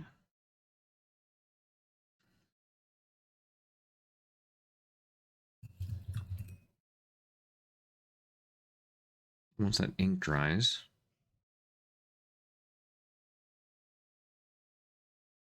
go back over it a bit. But I'm having an issue because so the question is, do I want to try to make this glow a little bit from the inside also? And I'm a little hesitant to do that. So, also, wow, we've gotten a good bit of followers in here. What Blood, Valhalla, Likram, I think. Onihaka. Thank you all so much for the follows. I appreciate it. Let's pop in just a little bit here and Just in case anyone isn't familiar with me, I go by Walter's Workshop here on Twitch and other social media platforms, and I just come on here once a month to stream some cool Conquest miniatures to paint, which I'm a big fan of. The Parabellum team has let me come on here and enjoy myself. They're just like, well, you're painting Conquest and stuff anyway. You want to paint Conquest on our stream? I was like, you bet I do. Especially with the new Weavers. Because I've been waiting for this army for literal years. I'm so glad we're here. Okay. I think we've gotten about as much as we need to do with our speed paints and our inks and whatnot. I think we can move the Cosio, thank you for the follow. I think we can put the speed paint aside for now.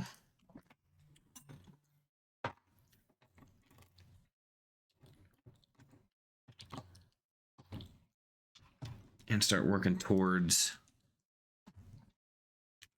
some standard acrylics.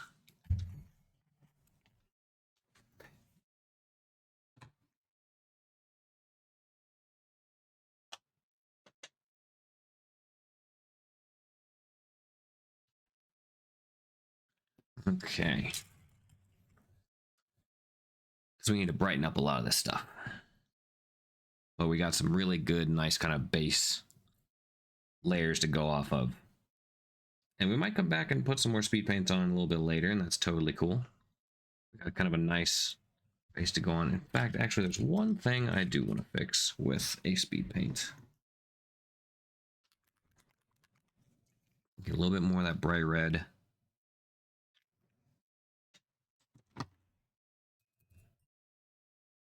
Just a bit of water as well. And go in with a very thin brush.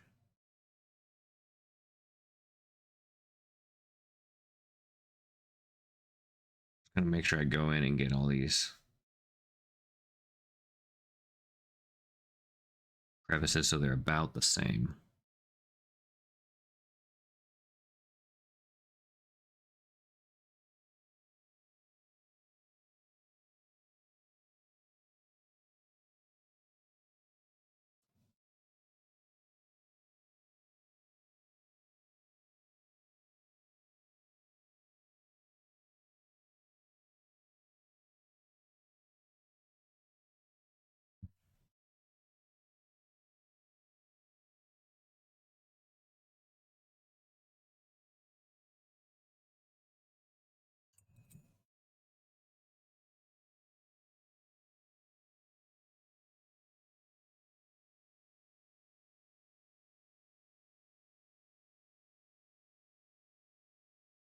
Okay.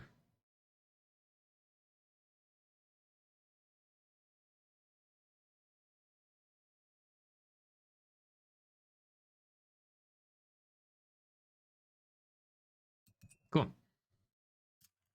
All right. So these are all our speed paints that we were jamming on. We don't need those anymore. Now we're going to rock on with some acrylics, I think. Okay, so we're definitely going to want to go in with some reds on the mushroom caps and some yellows. For sure. Where'd they all go?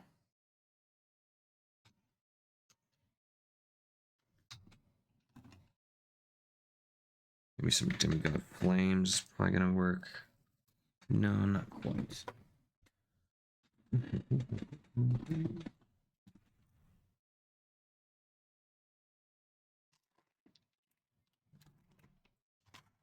Nice desert yellow. Ah, I was like, where did all these colors go that I had? They're buried. There we go. Ice yellow is going to be a big one that we use quite a bit. this demonic yellow is going to be very helpful as well. Okay.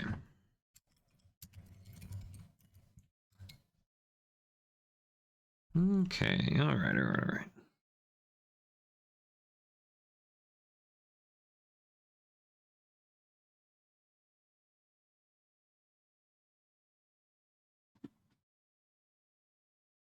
That was unexpected. Okay, what other colors do we have that we could use? Poppy red's pretty good.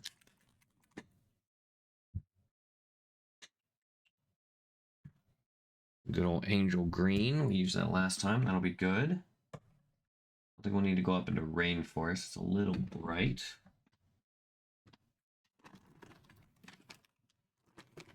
Lava orange for sure. Some Pharaoh Guard and some green skin, likely. Get those greens. We got the ultramarine blue. Of course, we got pure red. We're definitely gonna need some of that. Okay. So I'm gonna do a mix though. I don't necessarily want to go straight for the pure red. I want to go. This is gonna be a little bit of a intense color shift. So we're gonna go with this kind of basilisk red mixed with the pure, I think.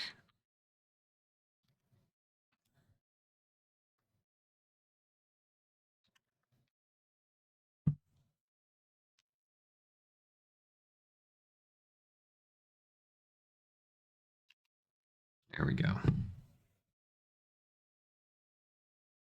Try out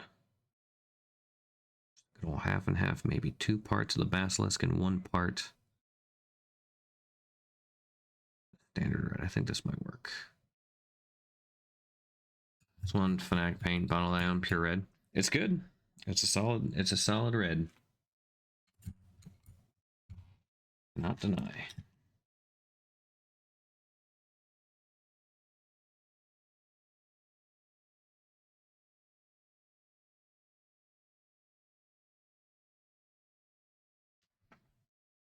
I might even say it's a pure red. Nah, no one will say that.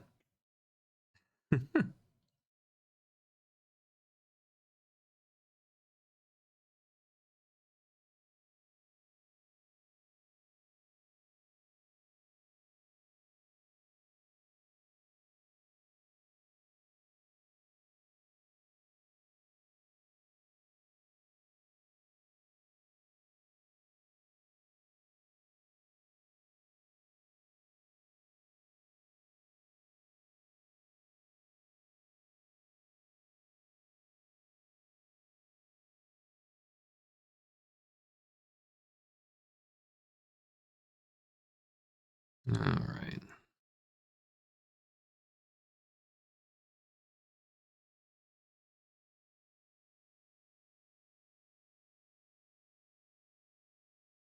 Now we're trying to keep those shadows in there. Just trying to hit where kind of these little highlights would be with this red.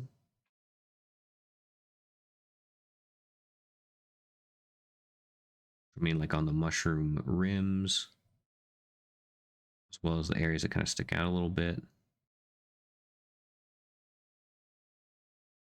This is a little on the purpley side, so I'm not 100% sold on that. We might just go back to the pure red.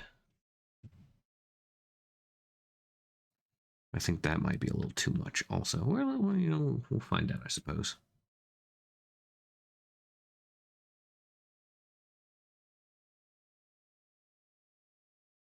I think the pure red might be better just for these leaves down here.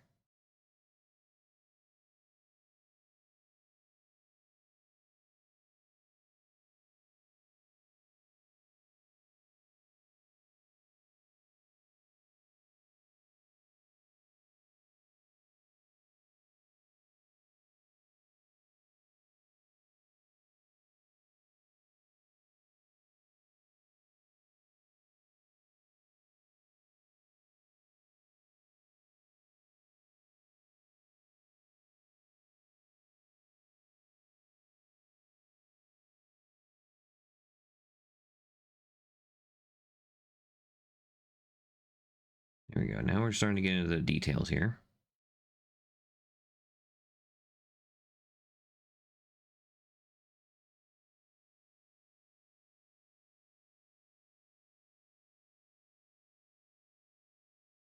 Now, yeah, I'm just using the pure red on these little leaves. Trying not to go all the way across them and around them. I know they have a lot of detail on them. I'm not even worried about that so much.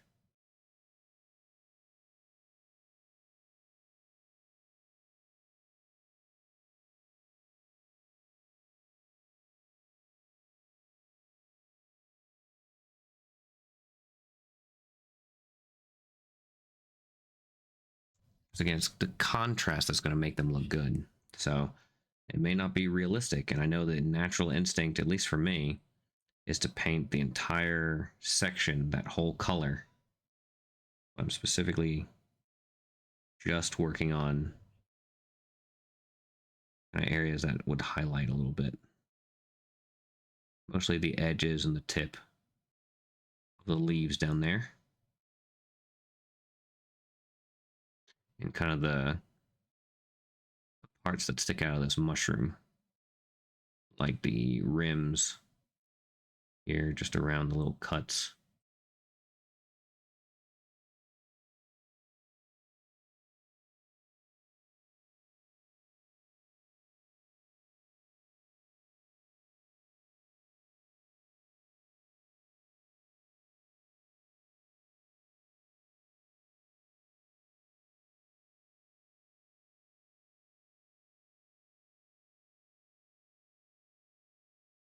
I'm not going super heavy on them either. There's still a little bit of... Gotta make sure the brush stays nice and wet.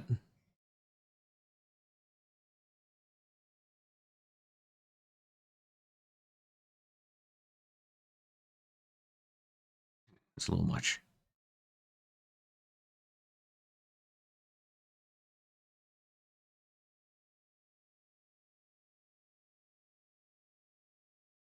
And some of these parts of the mushroom are a little flat.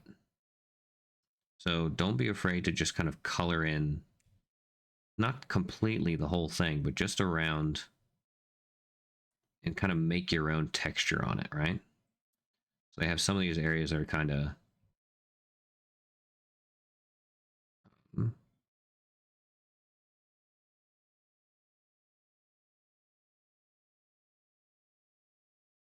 That's what I'm looking for.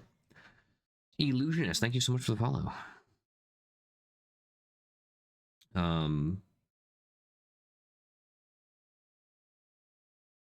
But keeping the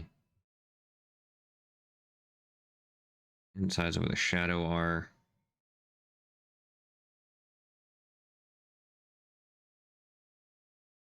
As best you can.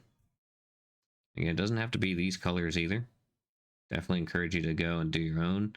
They, Weavers are a really awesome army to kind of explore some color palettes with, because their theme is the seasons, right? So what you can do is you can do an army up that looks all like the winter. You could do them all in snow and have snow on the bases and stuff, and that'll look really cool. Or if you are more of like a all girly like me, you can go with some of these more maroons and oranges and yellows and work those in a lot more. But I'm trying to kind of do a mix of like summer and fall. So there's still going to be a lot of green on mine, which you can see in here already. But I wanted to work in that fact that they shift their seasons, right? So that's why I have these kind of blues and stuff worked into the base and in the shadows. Because even if it's not necessarily winter, it does give off a vibe of this kind of cool, wintry effect a little bit.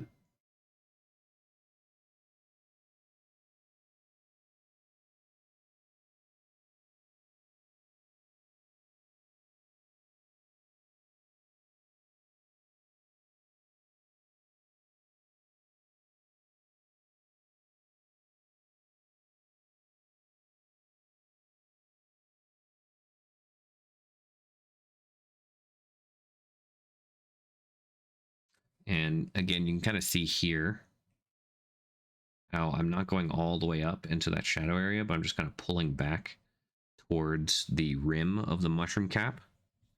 And that, as long as you kind of vary how far back you go on some of them, you can make these really cool looking textures. It's real easy. It just adds an extra little element of uniqueness, I guess.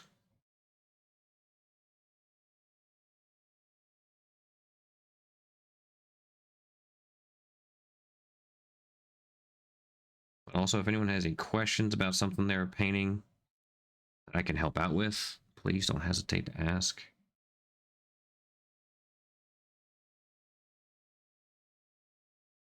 I'm here to help get you so you can be featured on one of our Colors of Conquest streams here.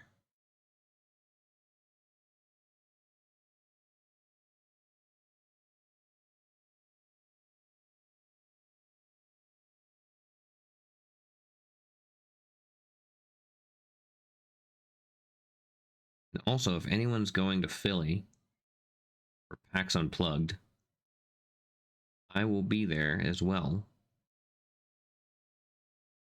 And my goal is to mostly I'll be hanging out around the Conquest paint and take. There's going to be a tournament there as well. So if you're keen on trying your hand at some painting or playing in a tournament, definitely make sure you do that. But if you just want to go and hang out, paint some Conquest, I'll be there.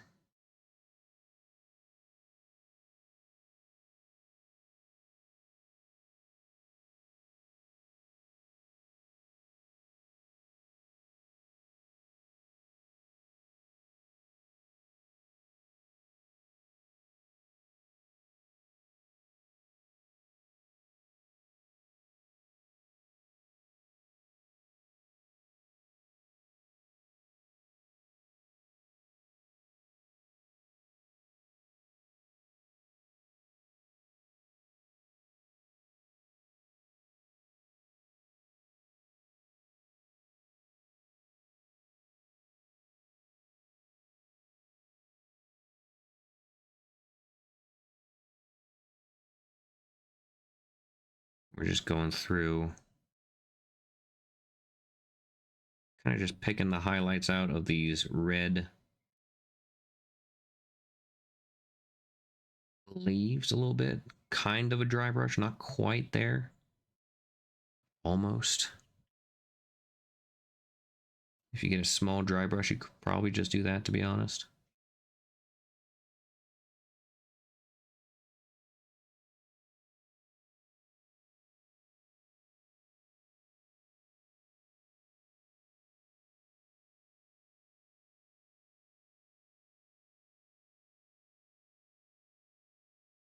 Hey, Kraken, what's going on? What are you doing this fine day?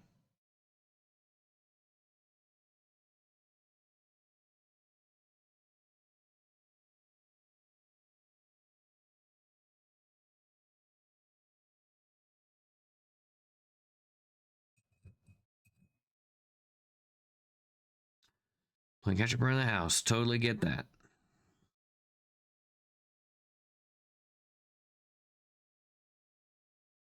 You're just a little bit ahead of me. I'm going to be doing the same thing after the stream here today. Had to get some good painting in. And I've been itching to paint more weavers and build them. I finally got all my pre-order weavers in this past week.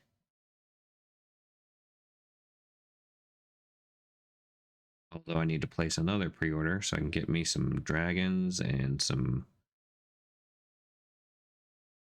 Oh, how do you pronounce their names? The Gevru Knights, as well as the Skilled dancers. Love this whole Weaver set. Me too, man. It was you know, I've been waiting on him for so long, and I didn't want to get my hopes up too much because I just haven't found anything that's just hit right with the Wood Elf style that I like. That's been unique, but still somewhat familiar. And I'm so happy to say that the Parabellum folks knocked it out of the park, for me at least. Everything I was hoping for.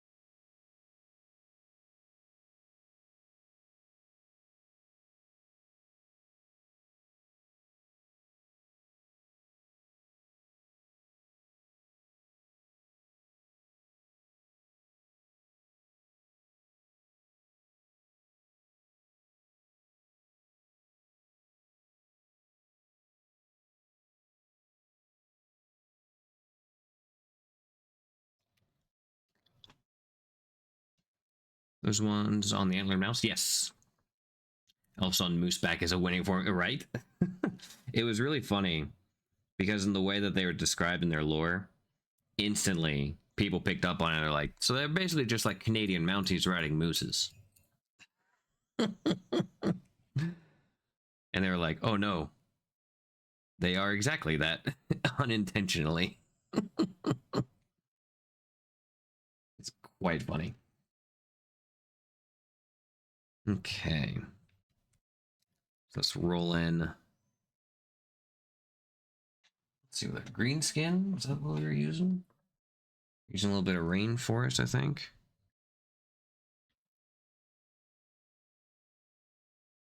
Maybe the Pharaoh.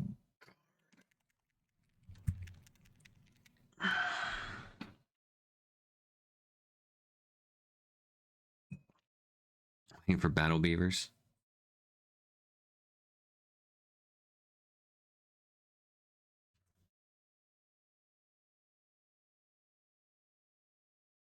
Hmm.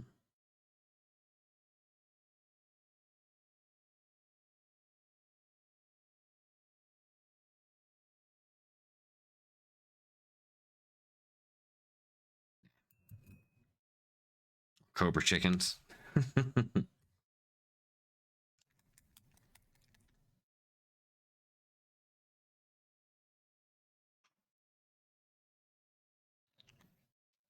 Okay, we got our green skin.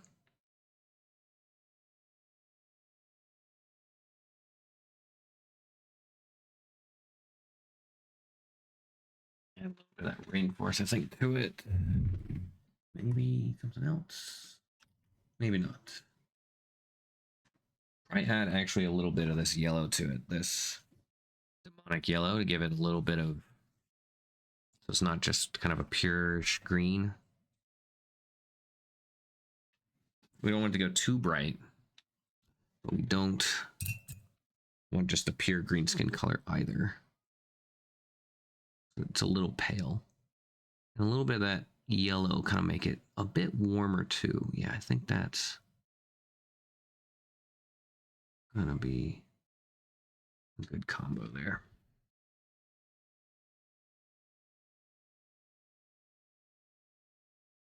Oh, maybe that's a little too green still.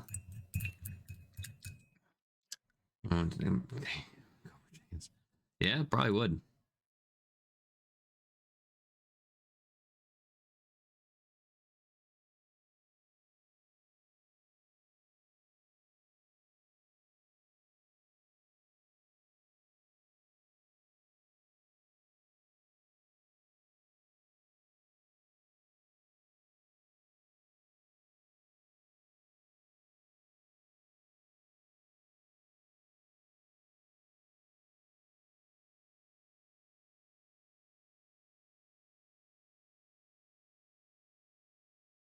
They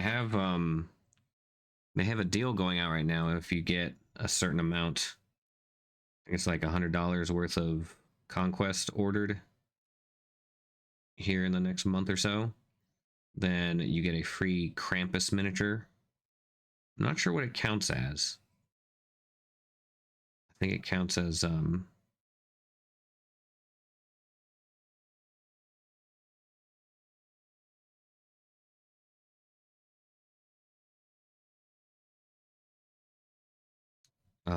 one of the, what are they called?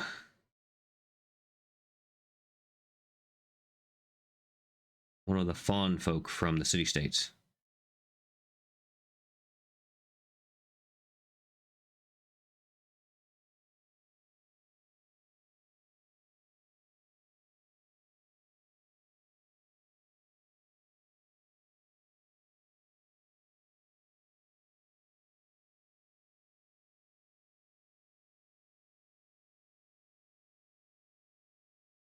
Counts as cool. That's fair.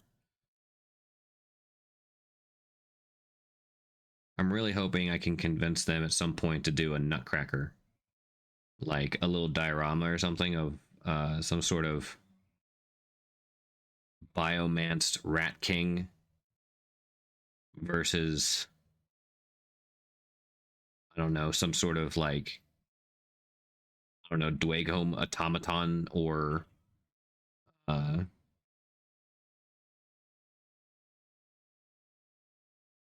something like that, or even just a standard kind of soldier or something from like 100 Kingdoms. I think that would be really cool.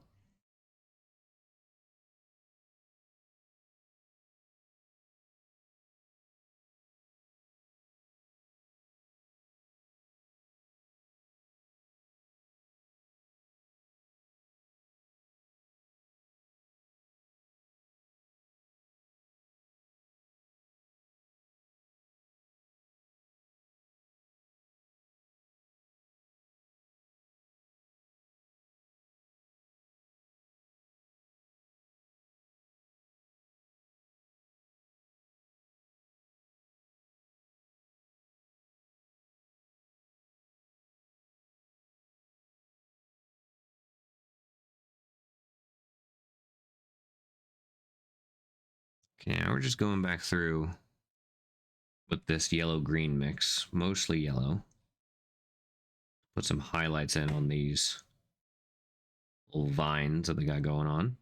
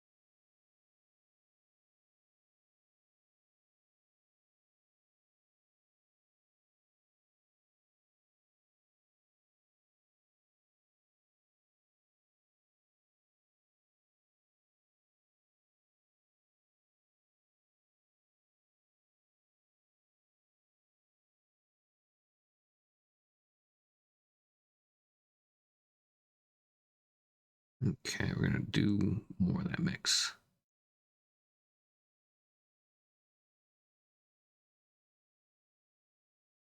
I think it's like probably 2 parts demonic yellow, 1 part green skin.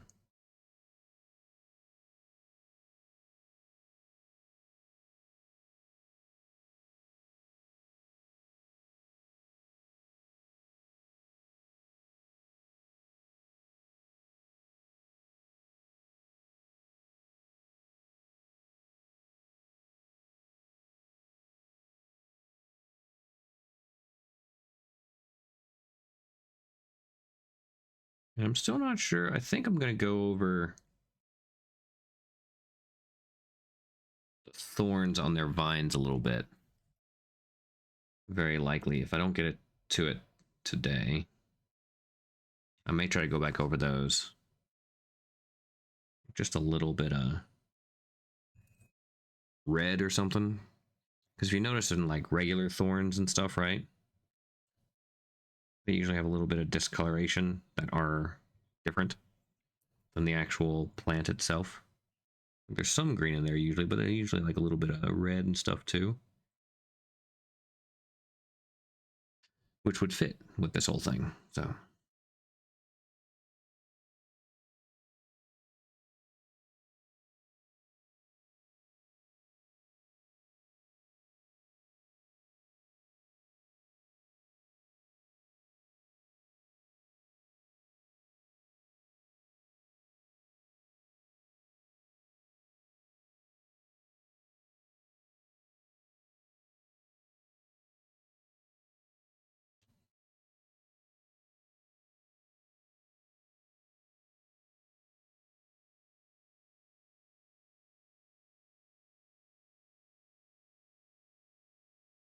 Wasn't sure about these green leaves down here, but I'm kind of growing on them. No pun intended. Also, out of curiosity, what do you guys think about for the next stream? Because it's likely going to be Weavers again. Do we do the Moose Knights, or do we do the Dancers? It's not 100% up to me, but I usually get to suggest, and they're usually pretty cool about it. They're like, yeah, that sounds great. So I don't think we've ever had a moment where I would suggest something to be like, nope. But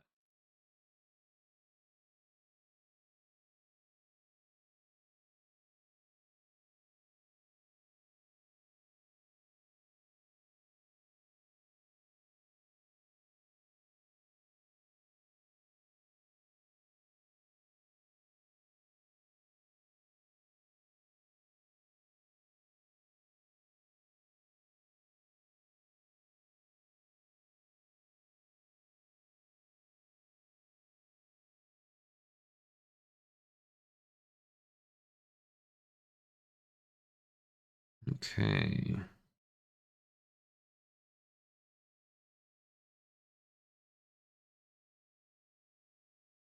Starting to look pretty good.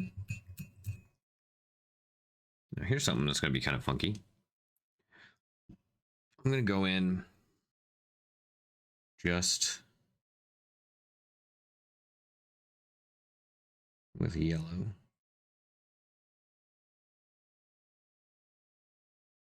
Hit all these tiny little dots.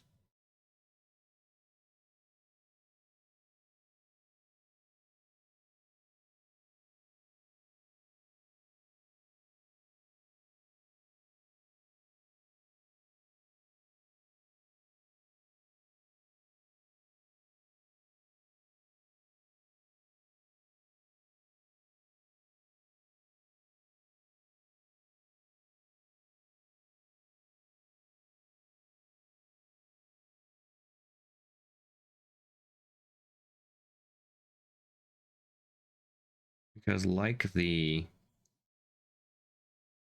Ooh, we might do yellow for the little eyes too. That could be really cool. Because again, like the legend says for the old will-o-wisp, that there are these like haunting lights, right? So what if we did Their eyes is this yellow color also.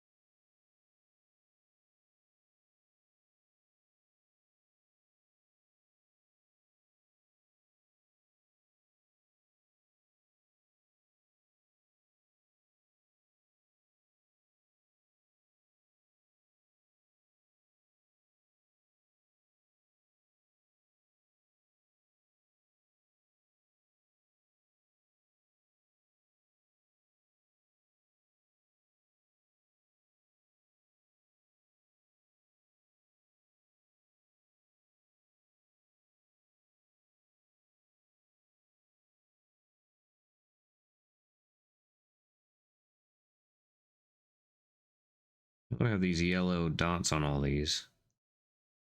I may just try to make them glow a little bit more.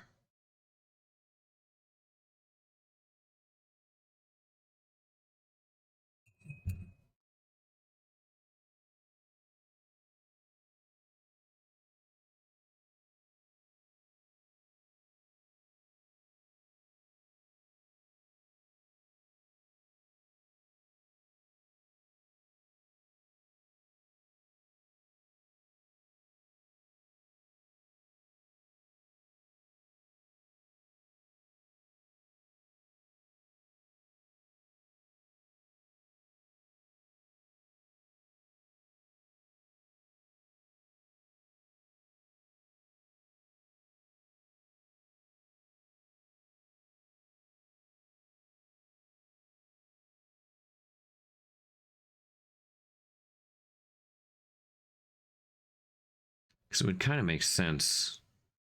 I'm just going to go ahead and do that.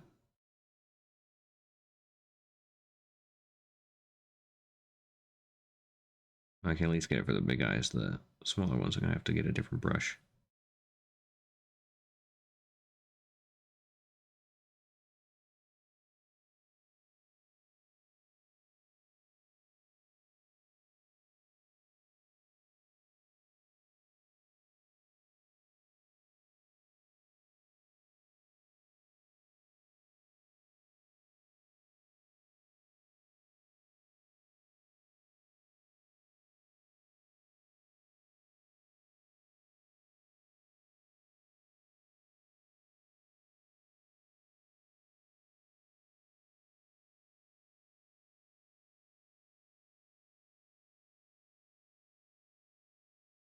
Yeah, those tiny little eyes being yellow would be kind of creepy.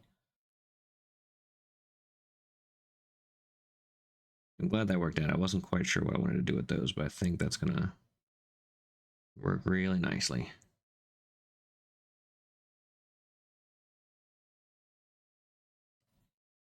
Okay, so now the other thing, the other stuff we need to do some yellow for is one, all these little under glowy bits as well as the petals here.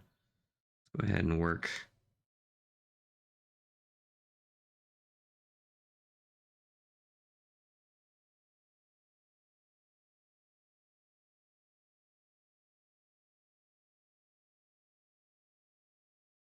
these petals a little bit, give them some nice little highlights.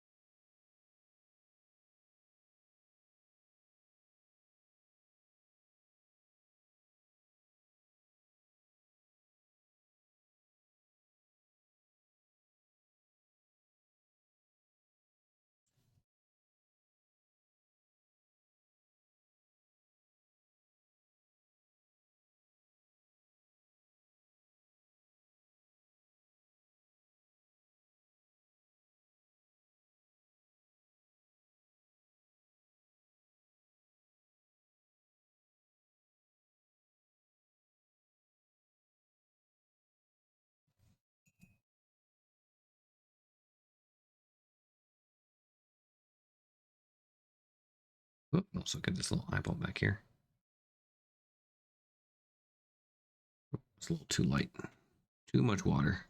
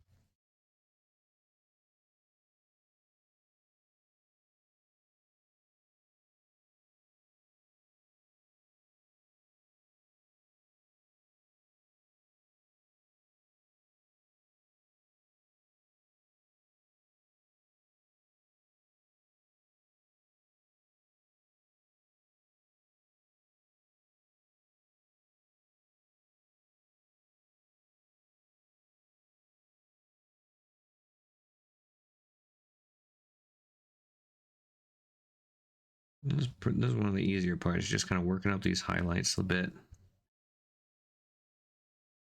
Just trying to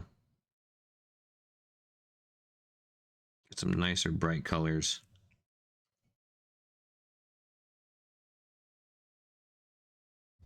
on the edges and stuff.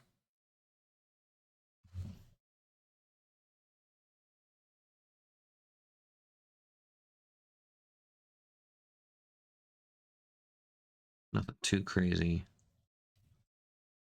These petals also have a lot of these kind of like little veins and stuff in them, and we can work with that a little bit.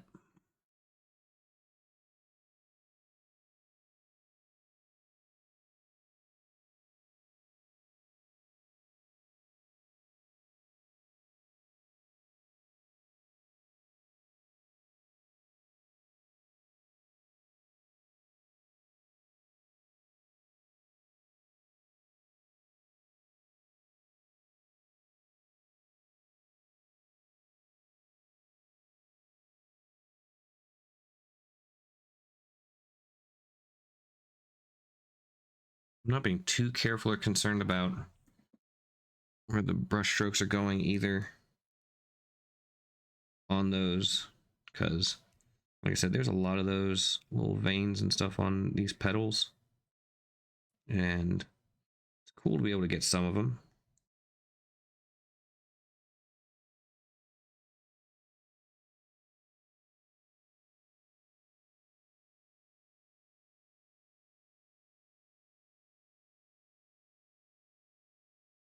I recently read, I think it was someone in one of my Twitch stream chats that said one of the things that they had heard from another painter was that they had spent so long trying to hide all their brushstrokes when really they just needed to learn which ones to show. And that hit me like a ton of bricks, because I remember so many other miniatures I've seen, I was like, man, I can see the brushstrokes on there, but it still looks so good, this, that, and the other. And I think about that a lot now. It makes total sense. It's not about this flawless, perfect technique of hiding every single brushstroke and all that. It's about putting the color where you can convey the story the best. And if a brushstroke or so shows through, that's okay. As long as the piece looks good overall, no one's going to care.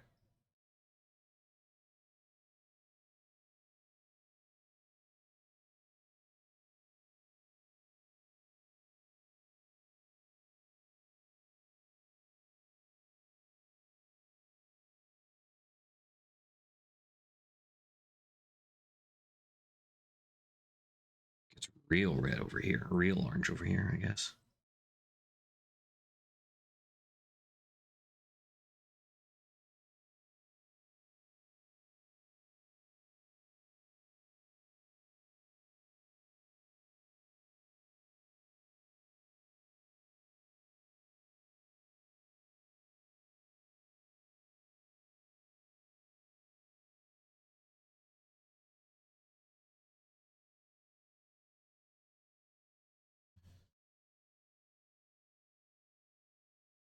Pretty good.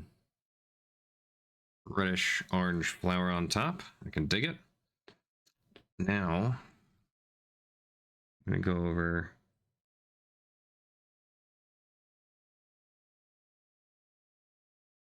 and honestly just kind of completely paint on top of this white that we put on there earlier.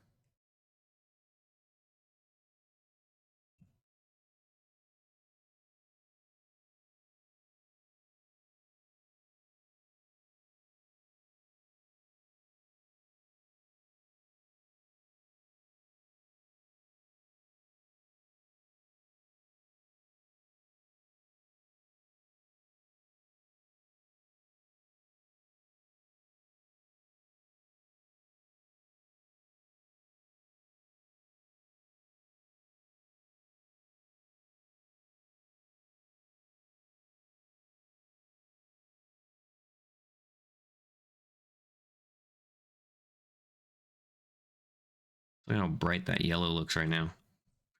And that's really cool because we want that to be like nice and lit, right? Because that's where this kind of glow is going to be coming from. Admittedly, if I want this glow to really work, I need to make it look like it's working on the rest of the mini. So there's going to be some glowy bits here and there outside of it. You can't just put the glow inside of one thing and call it a day.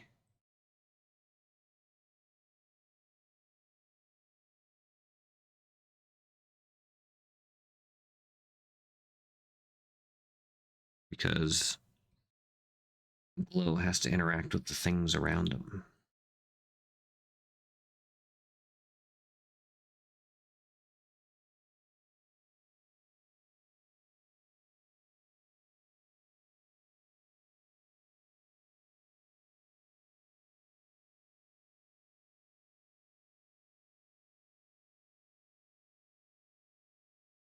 So we're likely going to put little bits of yellow around underneath where this light would go as well.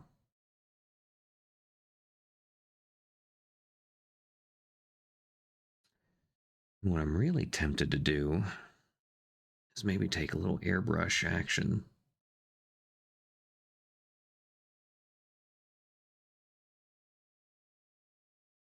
and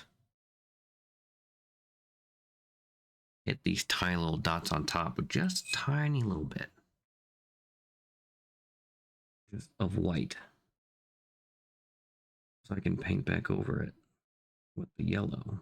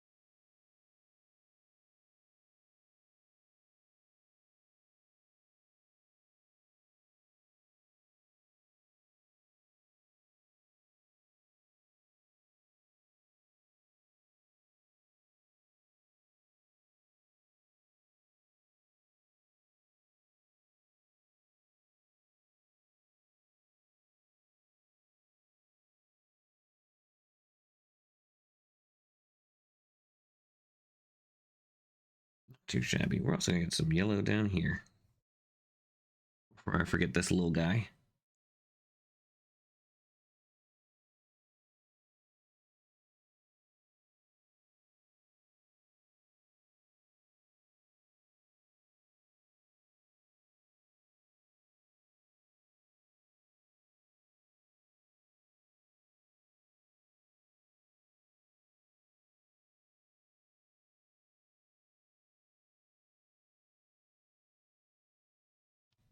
There we go, not too shabby there.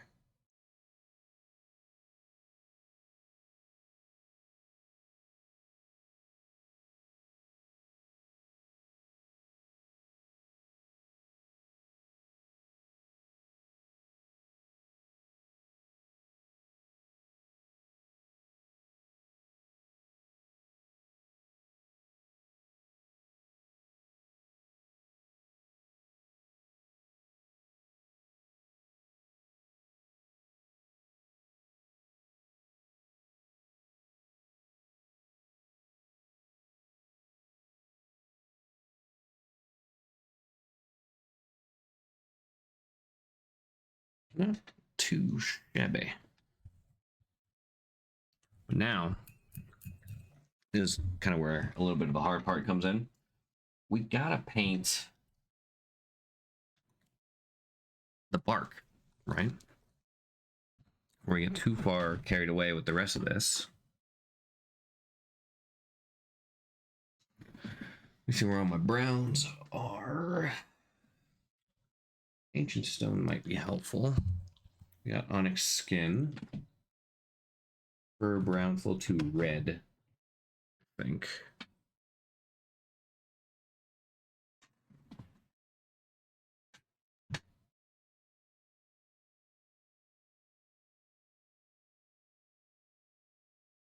Okay.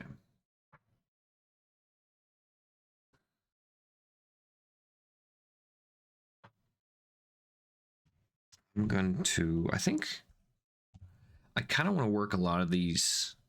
Well, we should probably keep them somewhat darkerish browns. So I think we might do onyx skin, but I feel like I had a different brown that was similar, but not quite. I'm trying to find it. But now is actually not a bad time for just a quick break anyway. We should probably take another little fiver here. But we're doing pretty good, I'd say, so far. We need to work on a little bit getting these yellow glows and stuff working, I think. But it looks like it's doing pretty good. And we'll get some highlighting on the stump in there just to make sure that it shows up pretty well. And then on the greens on the base, I think we'll likely be able to mostly kind of call it quits there. So don't go anywhere. We're almost to the finish line. We'll be back here in probably about 5-ish minutes.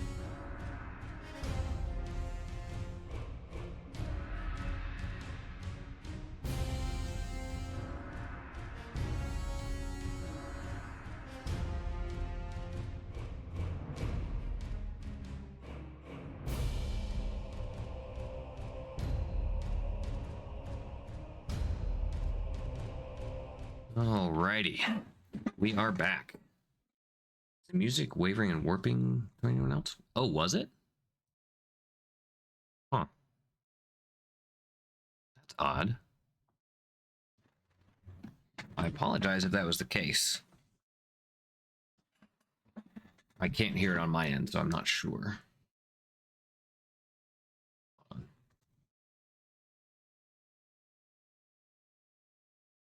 But, oh, hopefully it wasn't.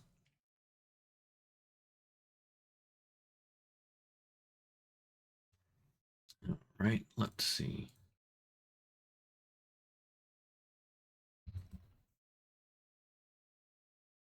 May have just been on my end. Okay, fair enough.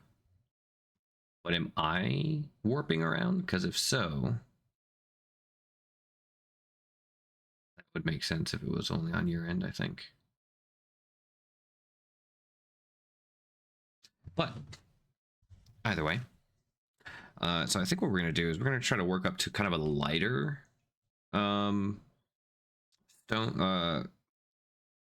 So I think this onyx skin is going to work okay. Actually, we might just we'll go with oak brown instead.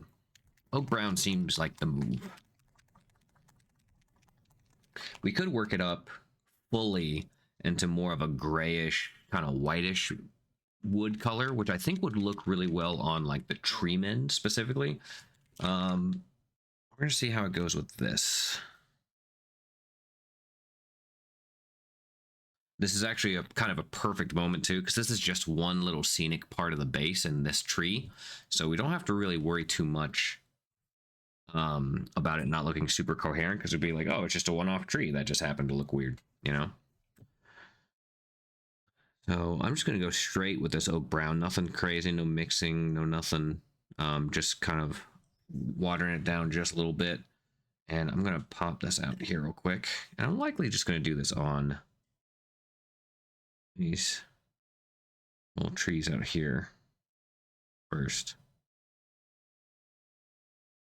And I'm just kind of catching some of these branches and stuff, nothing too crazy.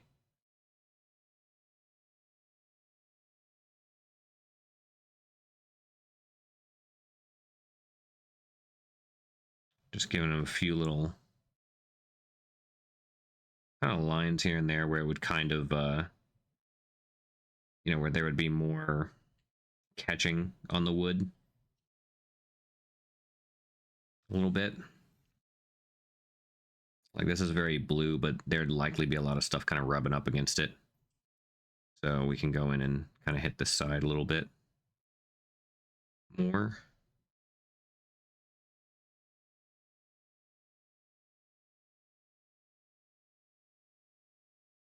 It's looking pretty much spot on.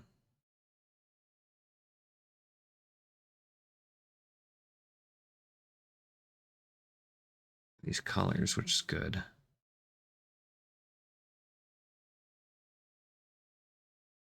Just the intro music. Okay, I have to see if I can take a listen. We'll likely do one more little break once we do the Colors of Conquest. And if there is an issue with it, I need to fix it. I'm likely need to fix it anyway, because there's been 2 new factions that have come out since I've made those little videos. So I will need to update those for featuring some Euroni and some Weavers.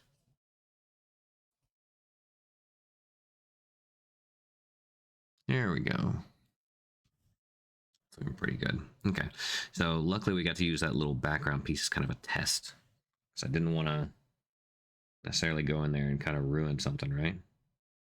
We're just going to kind of go in and mostly just kind of pick out some spots that could use a little bit of highlighting. I'm not going to go in and, again, this is a basing element, right? So you don't need to go quite as detailed and intense on those, especially when this is just for kind of like an army, right? So I'm not going to worry too much about it.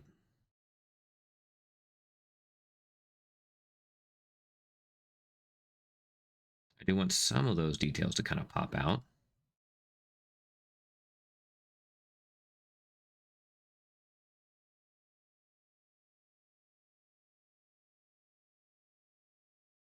So I'm almost kind of doing a bit of a dry brush, to be honest, just kind of getting in some of these.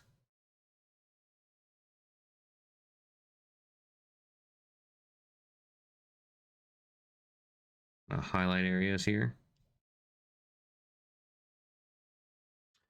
You have time painting at the Parabellum booth at Adepticon? We haven't decided yet what we're gonna do for that. I offered to try to get a little bit more time at the booth instead of just doing the one little paint thing like I did last time. Because the painting thing's fun. It was kind of neat painting at the booth and talking to folks about it. I'm not sure if I would stream from the booth again. Like that was still fun as well, but I kind of wanted to talk to more of the people there. Plus, a lot of the folks I feel like that would have normally tuned in were at Adepticon anyway, so it wasn't quite as interactive as we had hoped. But I also think that was partially due to it being slightly behind in the time frame, especially on the weekend. Because the folks in Europe who would normally tune in, it was very late for them. But I wasn't able to make it to the booth while you're streaming. That's okay. We had a few folks kind of pop in and say hi, and got to pop in the stream too and say hi, which is kind of cool.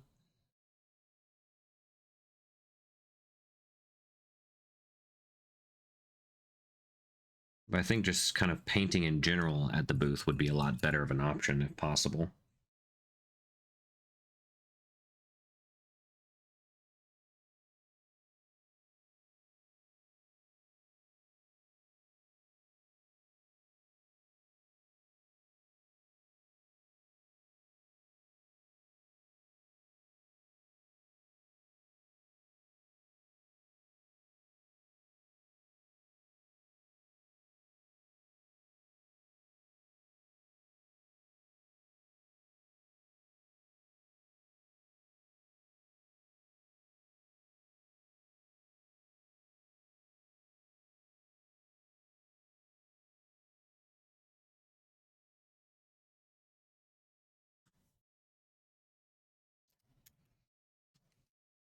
Okay.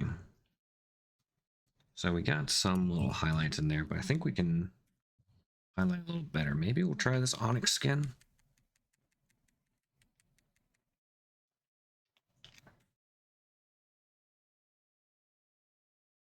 It's a little on the pale side, but I don't hate it. Maybe we'll just do a little mix of the onyx skin.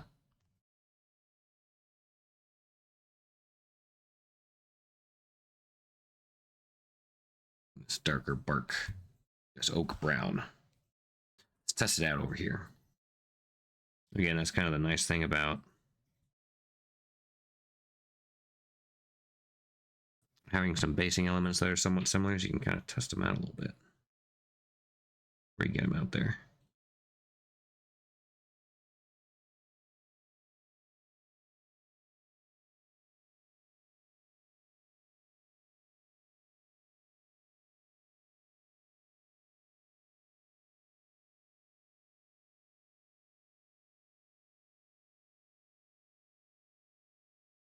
And remember, we're putting these highlights in just kind of sparsely around, except for that one place where I found it.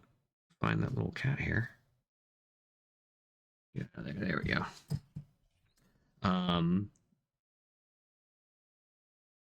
But really, you're just using it to kind of like, obviously, you want to use it to kind of highlight where the light is coming from, but also kind of just use it to separate it from the background, just to show off some of the colors, you know?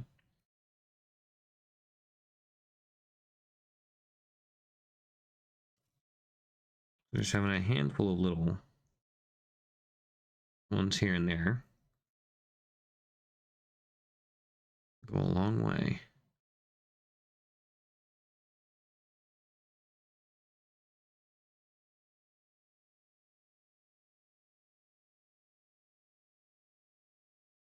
Because honestly, a tabletop mini is going to look great as long as you have some good high contrast between lights and darks.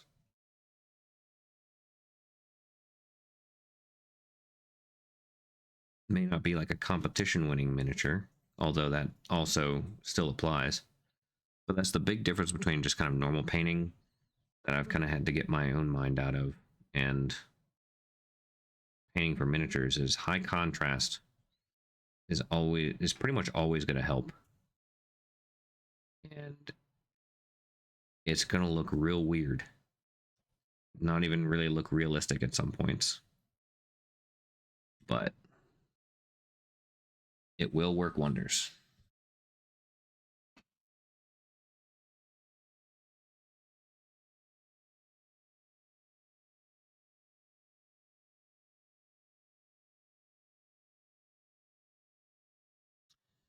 If you have enough contrast, do more. Exactly.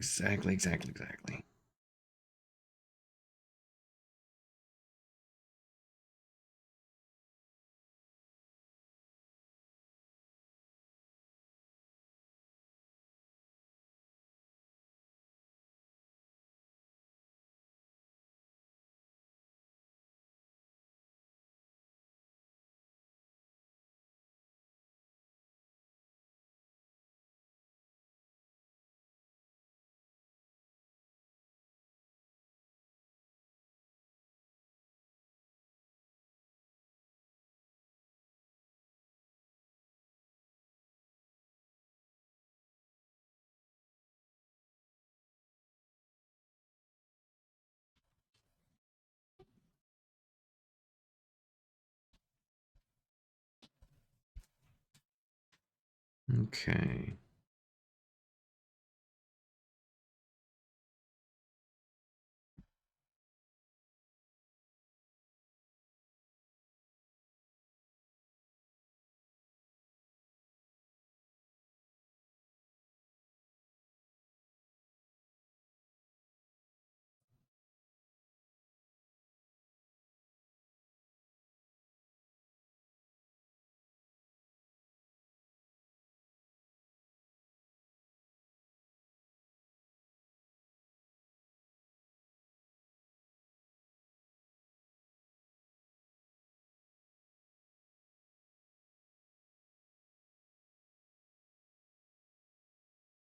Because what high contrast will do is it'll make it so all the individual elements stand out a little bit more. Because you don't want all your stuff getting blurred in together. That's kind of what this tree has at the moment, is it's all just kind of blurred in together.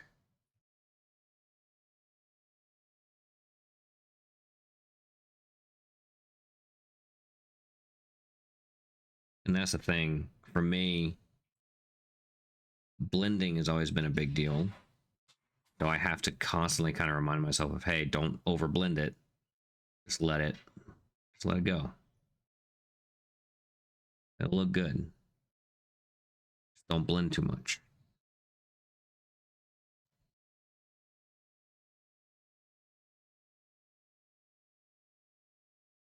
Especially for tabletop pieces.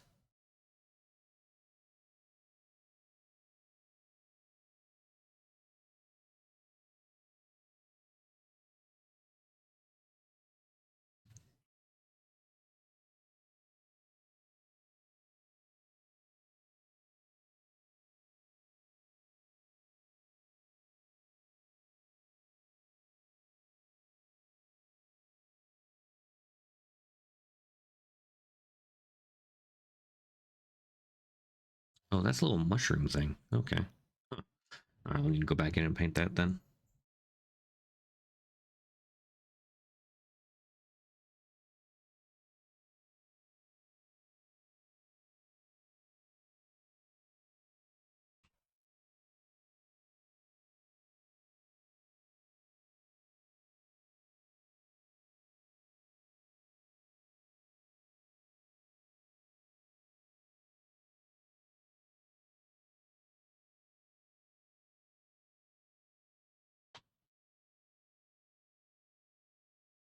And when stuff gets into like shadows and whatnot too, something you can remember. Warn when you made so folks should listen. I don't. Well, okay. I maybe. Um, but the other thing is I lost my train of thought. Oh, in the shadows, you don't have to worry too much about blending all this stuff either. Like in the highlights and stuff, it's always good to have that nice contrast there. But when you get into the shadows, naturally your eye is going to make it look like, this when let's like try to see in the dark, your eyes are naturally going to blur the images. So you don't have to worry too much about making high contrast stuff in areas where it should be dark anyway.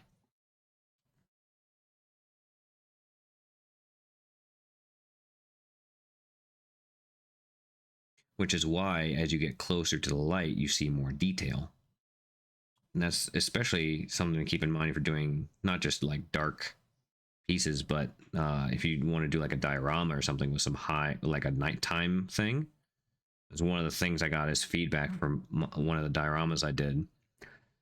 Um, is don't worry too much about all the details in the dark, because it doesn't make sense that your eye would be able to see them anyway. Like it's okay to just have things be dark.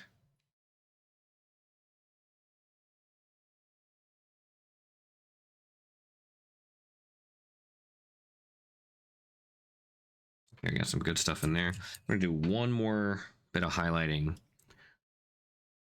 on the tree. I think very, very light bits of highlighting.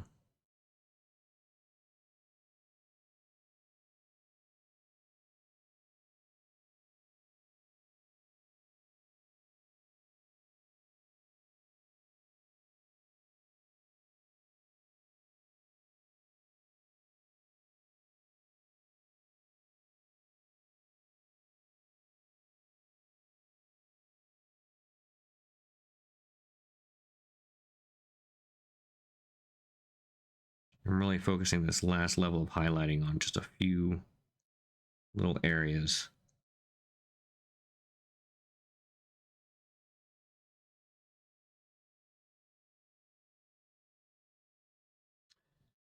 Oh, we had a handful of folks follow. Thank you so much for the recent follows, everybody. Sorry, fair.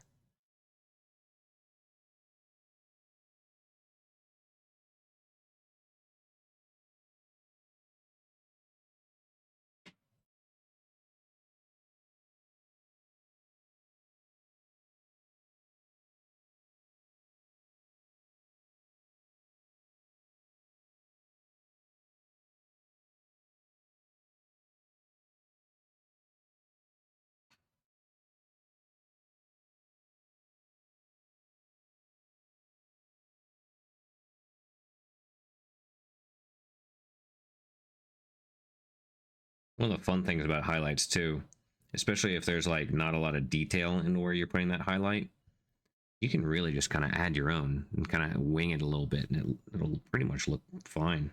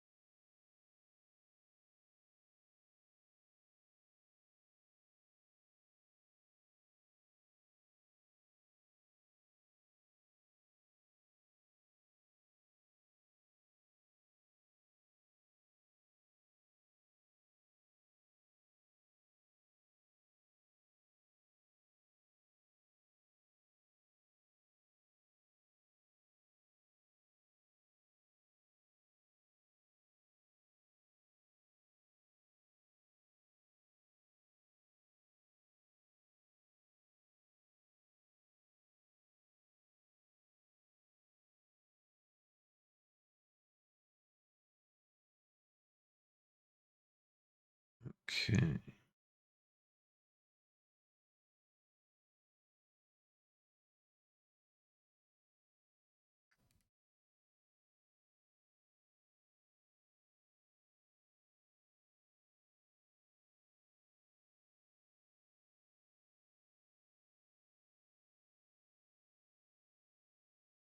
I think that'll be pretty much good for that.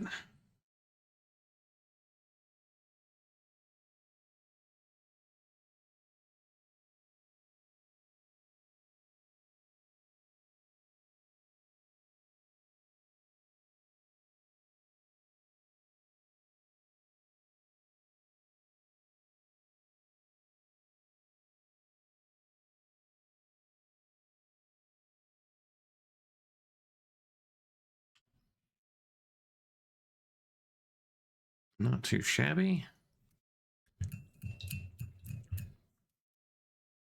Still thinking about putting some contrast or something on where these little thorns are. Oop, let's focus up. I started watching for a few hours and it's all done. What the heck? No, I mean, we got a long, well, it can certainly be called done at this point for sure.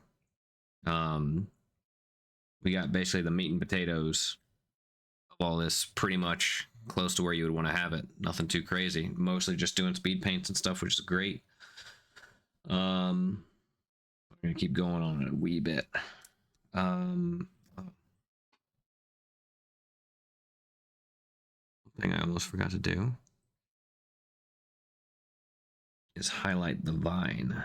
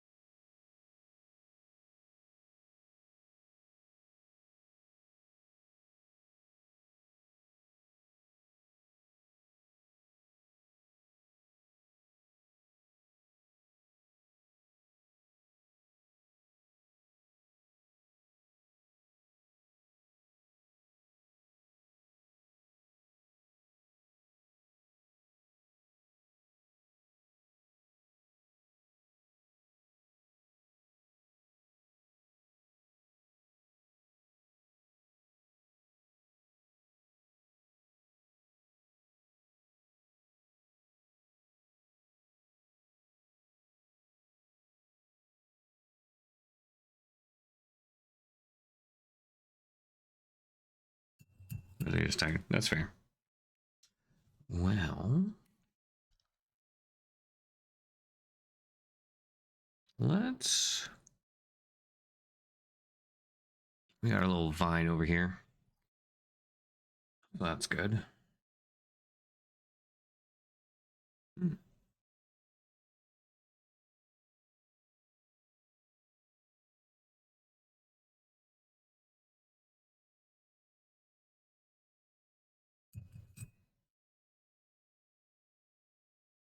Really good. Thank you.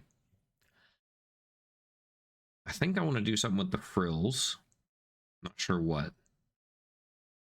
I definitely want to do something with the little thorns, because the thorns I think could be really good. Maybe working in some of those blues a little bit more too.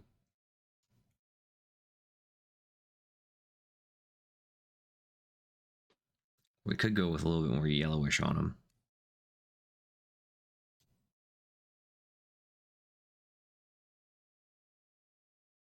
Maybe I might just do that for the frills.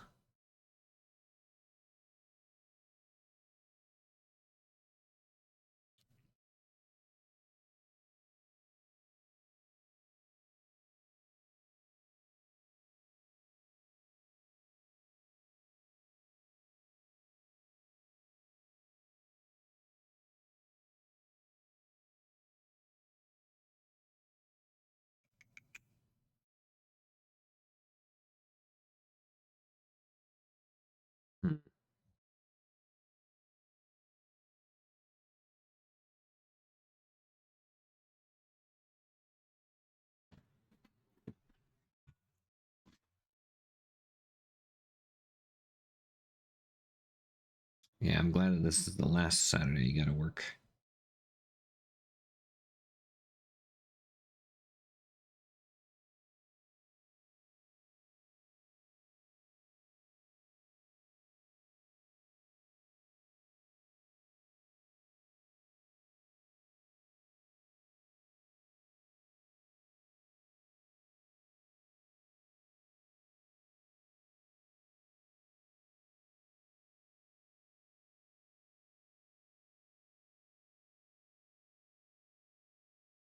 Mm-hmm.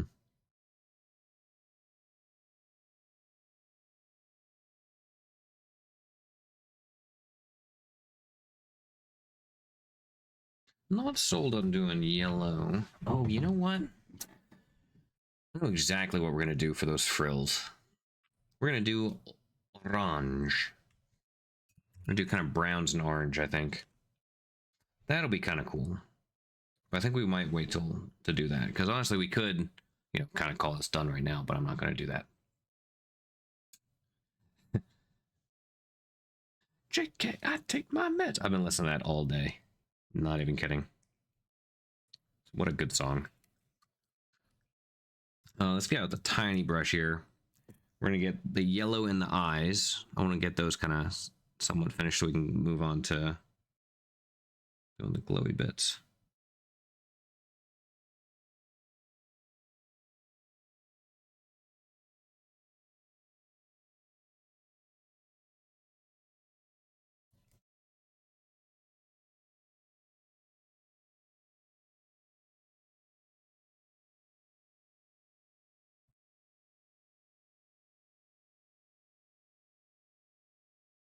Remember the story of the original Will-O-Wisps.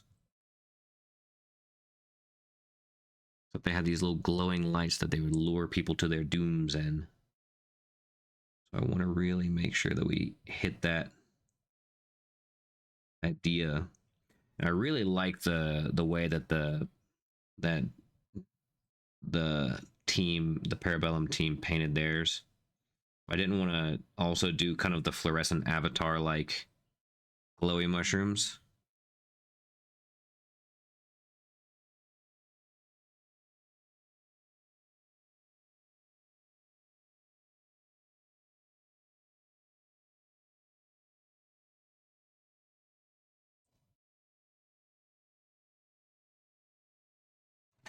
It's stuck in my head. It's definitely one of those types of songs.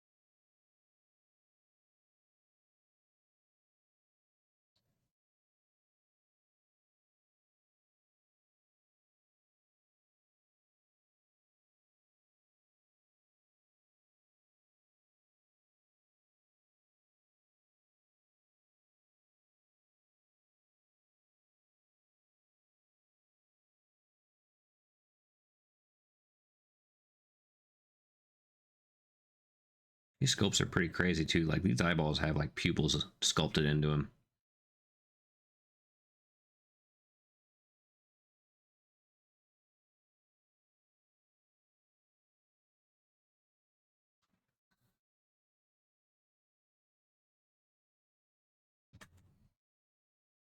Hmm.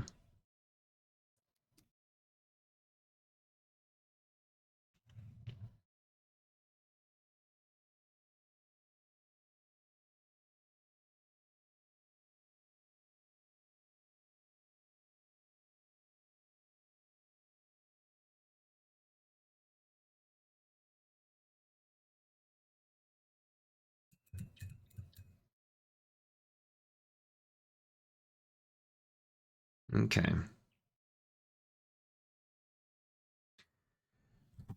Let's go back in with the ink. Well, the ink is still good to go.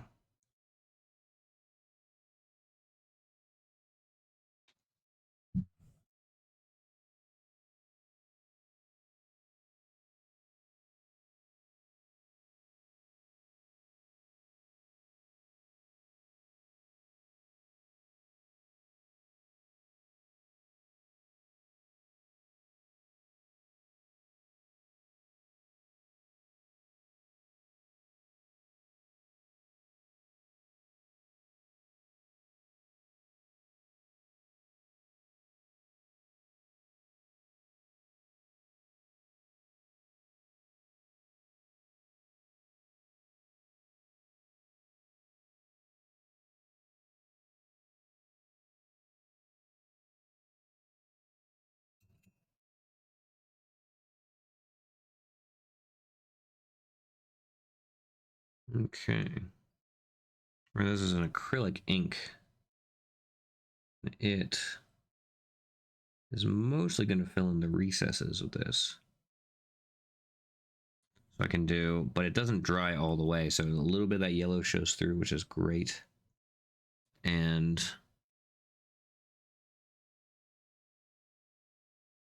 then we'll be able to really punch up the glowiness.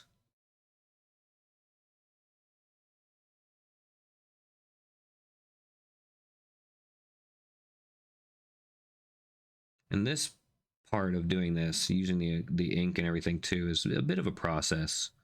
And it takes a few goes. You can't just do it once. I mean, you can. It's not going to give you the same outcome though.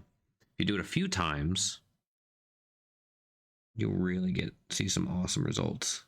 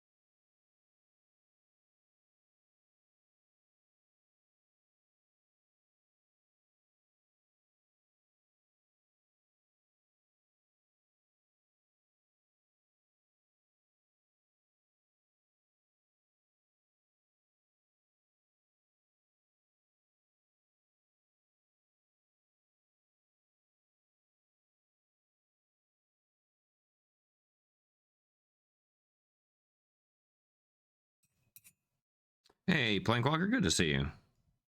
How's your weekend going?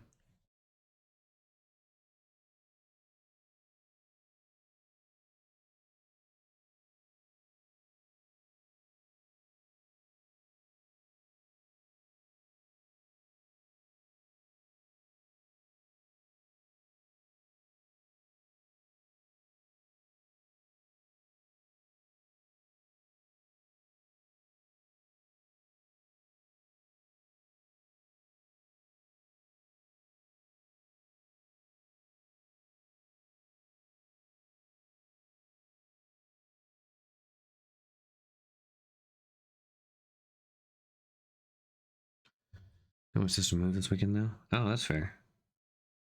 Well, I hope that the move goes by quickly without much pain. I'm not a... I don't think anyone's a huge fan of moving in general.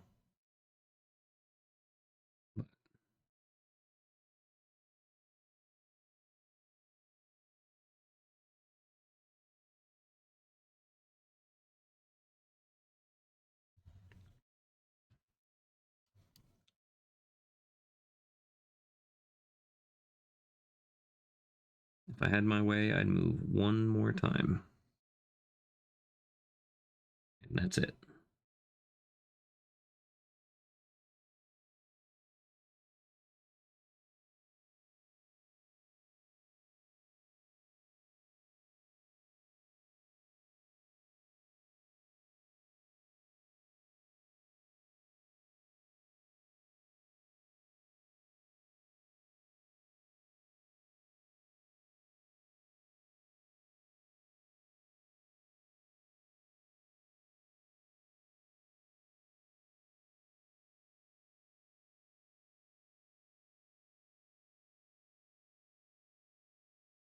Okay.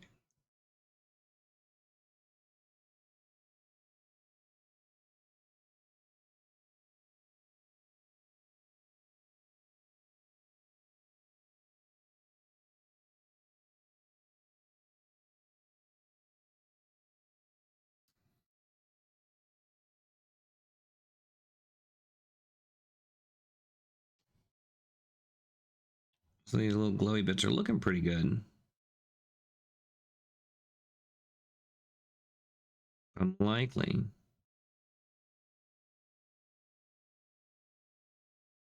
Gonna do one more layer of yellow over it and then go back in with ink.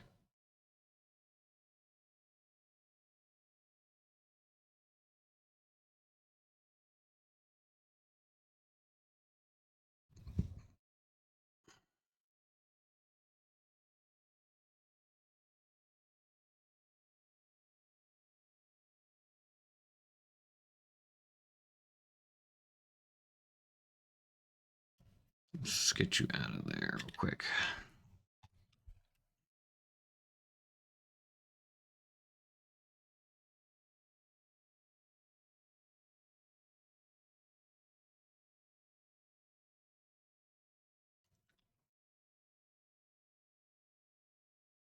Where'd you move to? House.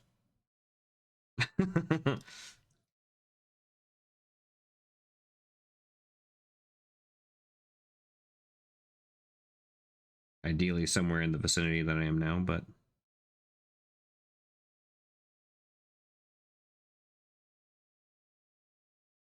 I moved around to a lot of places and lived in a lot of different parts of not just the United States, but the world. And always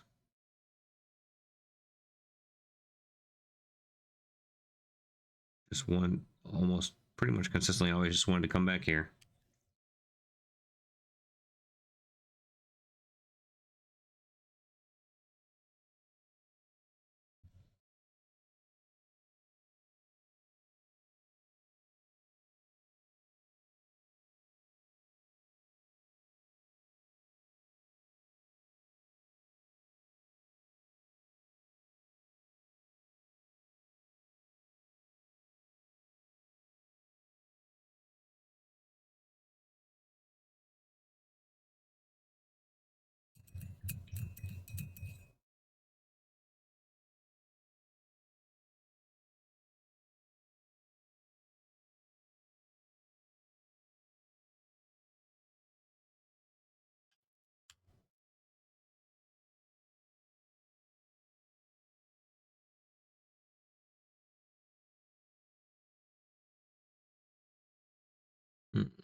Oh, I was going to do the same thing to their little eyeballs.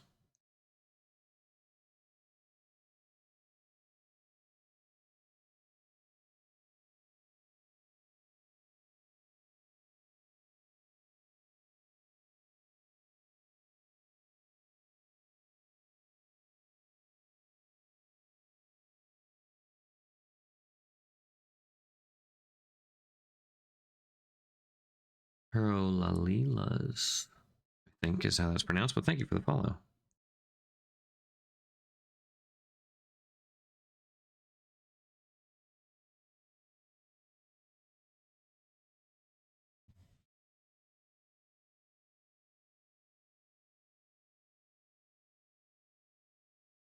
Really appreciate how many people have been sticking around for this stream today.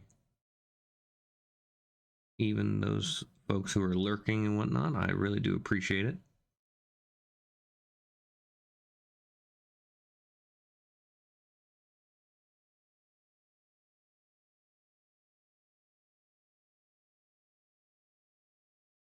It's always hit or miss because we try to pick minis that folks are going to want to see. And I was worried that people weren't going to want to watch a bunch of mushrooms being painted.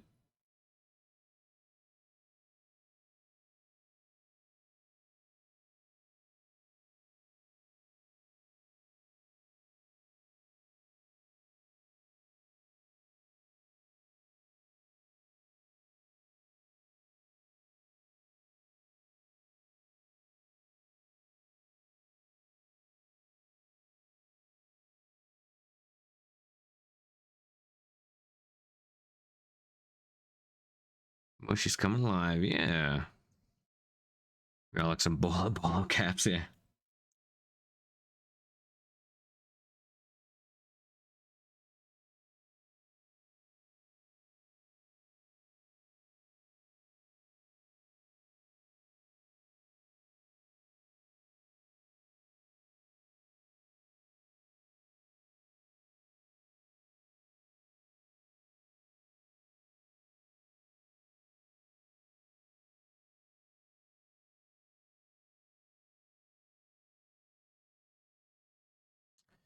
To the bone.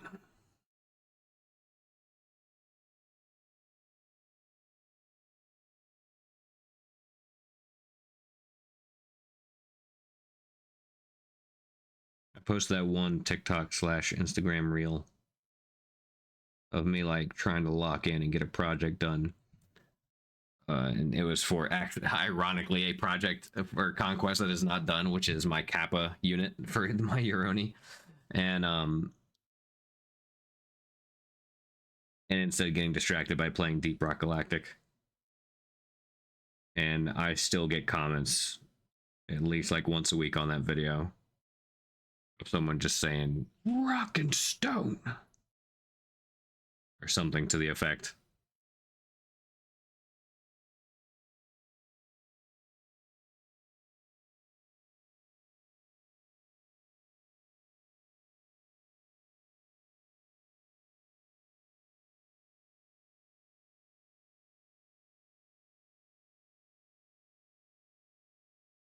Link it to me. Hey, all right. It's on me. It's on me. Instagram. Ugh. Hold up. Wait a minute.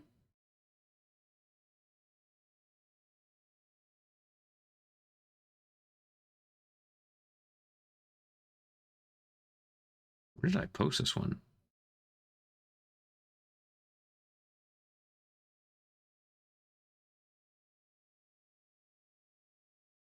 Oh, here it is.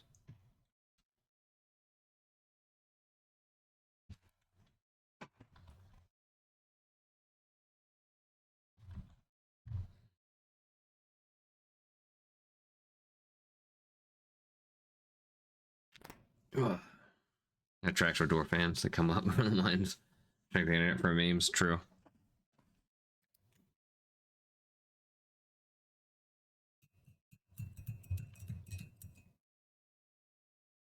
Part of me thinks I should. You know what? I'm gonna do that. We're rich.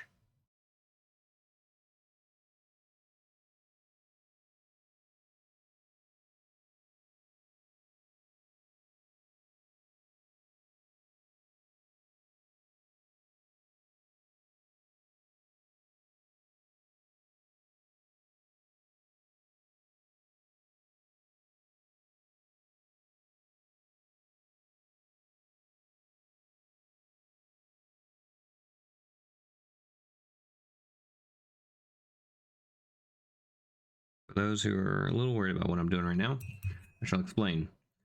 Because there's that glow coming from the middle in there, right? I'm wanting to emulate that a little bit more in the bulb of the flower itself. So I'm putting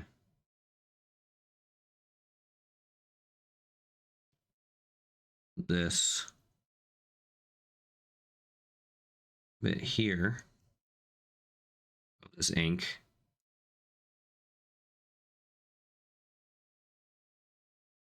Kind of coming up from inside of it.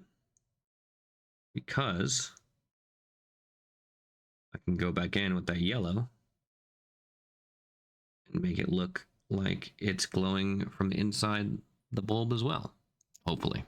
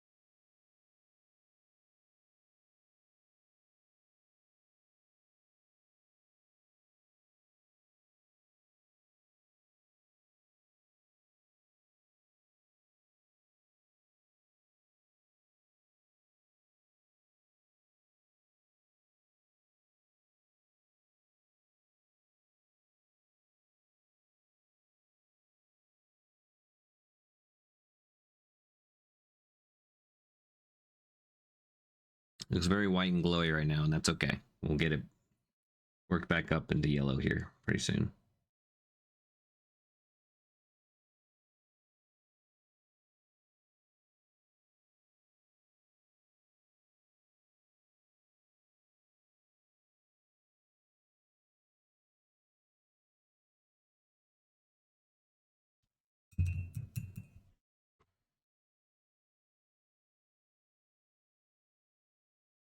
Yeah, all I have to do is just like a little bit of yellow wash over top of that, and it should look pretty much the same, which is nice. I'm trying to think what else we can do.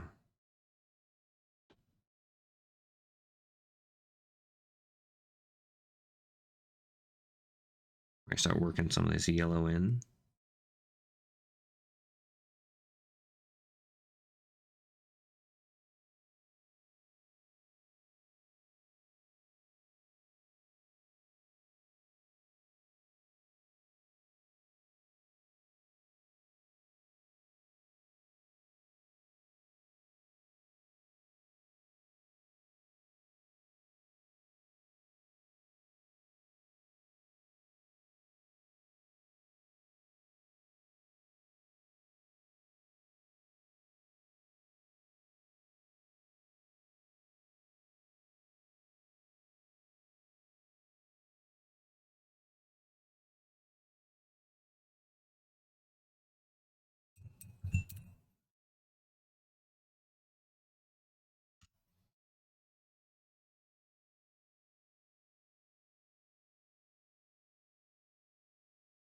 But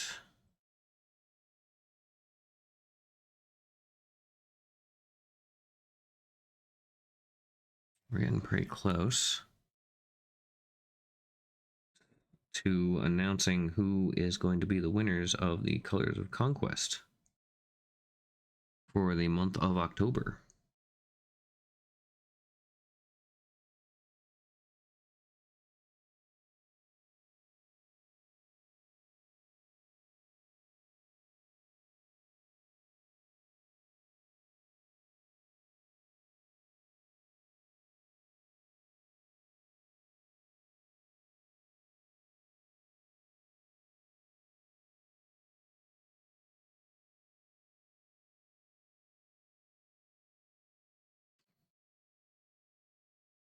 Yeah, I think that's looking pretty good.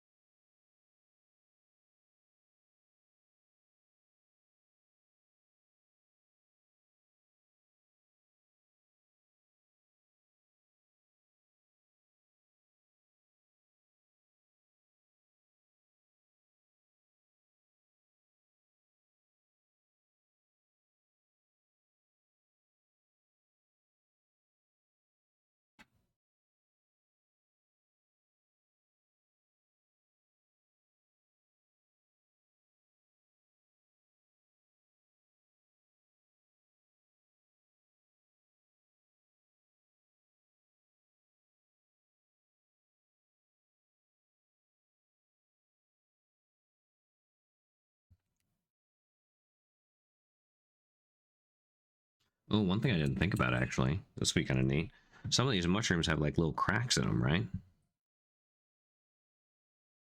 So it makes sense if there's a little bit of glow coming out of that.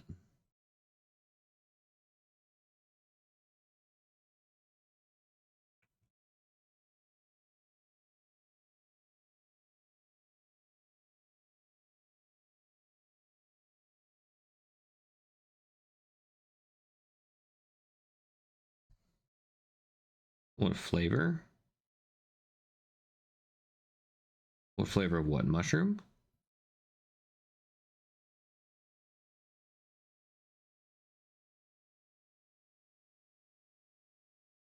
Oh, what kind of glow? It's yellow.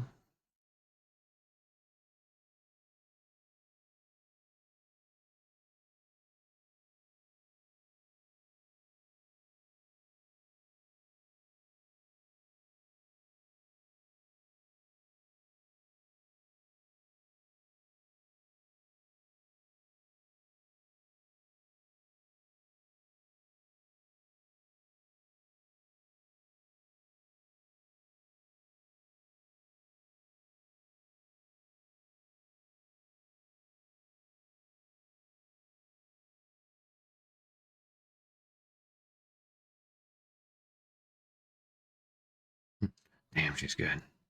True.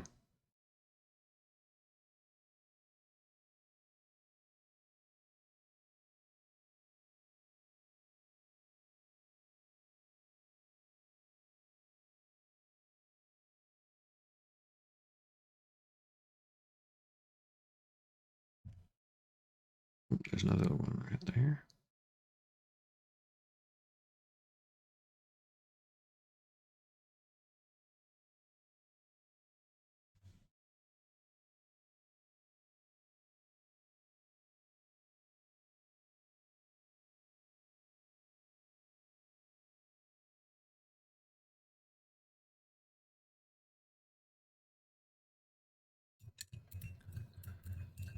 Good plans there. Dispatch there. Better have tonight. Rage after that.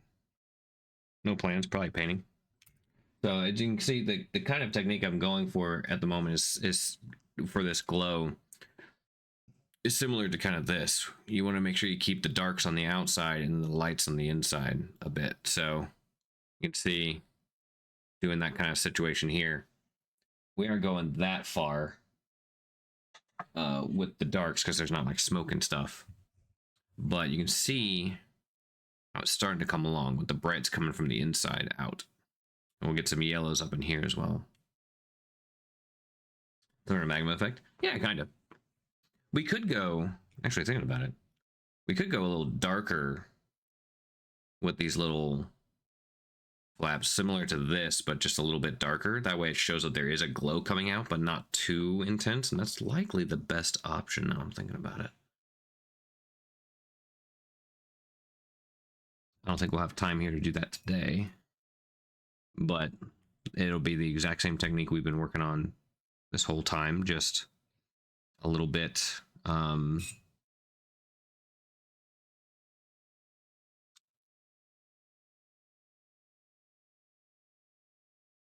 just basically just kind of keeping it going.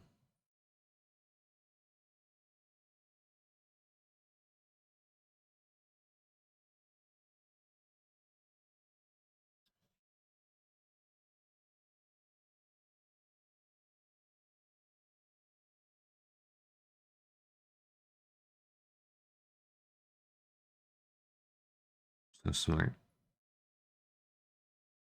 Yeah, well, I mean, and that's the thing. Magma, magic smoke, light, lamps glowing, things like that. They're all based on the principles of light and how light works. And the way that it is natural in the universe for light to work is that the light source is the brightest, usually. It comes from the inside out, and things get darker as it gets farther away and gets cooler. So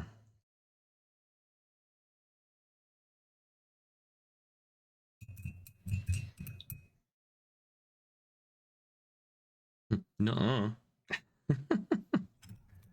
All right, but it is about time anyway. Like I said, pretty much could have gotten. There's still we're at one of those points where, you know, without the white kind of glow effect that I've just been kind of going on anyway, that this is kind of more than considered could have been done. You know, getting the nice kind of greens and browns and things like that on there, as well as the red. Pretty quick and easy. I mean, that only took us about 3 hours or so.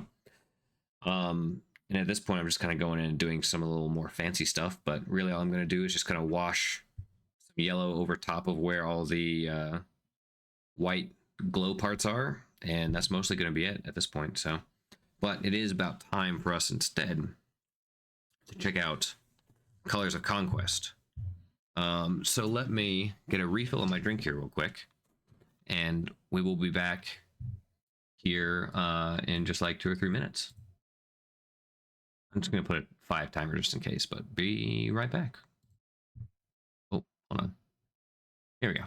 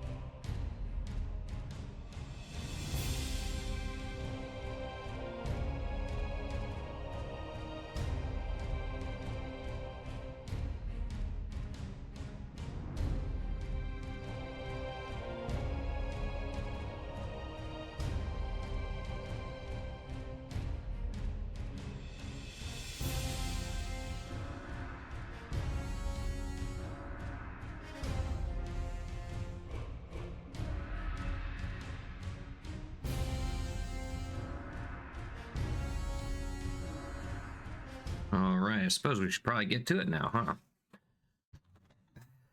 Let's see what you guys are posting on there. Oh lordy. But before we do, I figured I would explain a little bit about what we do and what Colors of Conquest is, in case you are unaware. So, Colors of Conquest is a monthly challenge for anyone online who wants to participate. As long as you paint Conquest miniatures and post it online, you're automatically entered, and they review everything that they can. You have to use the hashtag Colors of Conquest and hashtag miniature painting, as well as tagging the Parabellum social media account. That way they can track it. You can pretty much guarantee that they will find it if you do that. If you only do the hashtags, they may not be able to find it, which they want to see everything. So, but basically, how it works at the end of each month, the Studio Painter Demo selects the winners from the top 10 submissions, and the number one winner receives a $50 or €50 voucher from Parabellum, and the 9 remaining finalists are going to get a $25 or euro coupon for the Conquest shop. So it's pretty cool. There are the rules and stuff down here, but that's basically it. There are some alterations allowed. It must be a Conquest miniature. As long as it remains recognizable is pretty much good. But, you know, the hashtags, tag them, all that kind of stuff. Each entry can only be submitted once, all that stuff. But we have here all of the winners that will be from October through the month of October. So without further ado, why don't we get into it? All right. Are you touching magic mushrooms right now? I was. That yeah, we're working on the will-o-wisp today. But do you know the guy I met at Adepticon that 1 year? Yeah, it's the studio painter. But our first runner-up we have is Patafrag with this really awesome like winter themed Euroni. I love these minis so much, and I cannot wait to paint mine one day. But really, really nicely done. The color scheme is well chosen, and the skin tone works really well. There's a very cool scene that this is in, but works really well. Looking forward to seeing some more from Patafrag. All right. Let's see. Next up, the next runner up is Michael Conwicki. I think I pronounced that right. With this awesome Mahout from the Sorcerer Kings line. I was waiting. I had, when I originally saw that they had this like ivory Mahout is like the official one, I was like, man, someone's got to do a jade one. Someone's got to do a turquoise. I want to see more of these crazy types of like options for this living elephant statue to be carved out of. And the one I wanted to see the most though was jade, and I'm so glad that Michael did that. It looks so good. Really, really nicely done. I'm a huge fan of this one. This is one of my favorites. This is probably my favorite Mahout I've seen painted, to be honest. I like this one a lot. So really, really nicely done. Michael, congratulations. Definitely a great one for a runner-up, for sure. Next, we have Why Are Carrots 1. Awesome little, actually, one thing so this is a officer for the city-states, and I actually painted this one. This was the second miniature I painted for doing these Colors of Conquest streams, so pretty cool. And I love the pose and everything on this, and the colors are really nice. I've been wanting to see more people do kind of traditional Greek soldier colors that we know of, and that being the kind of like the pale blue, the white, and the red, And so it was really cool to see those on this one.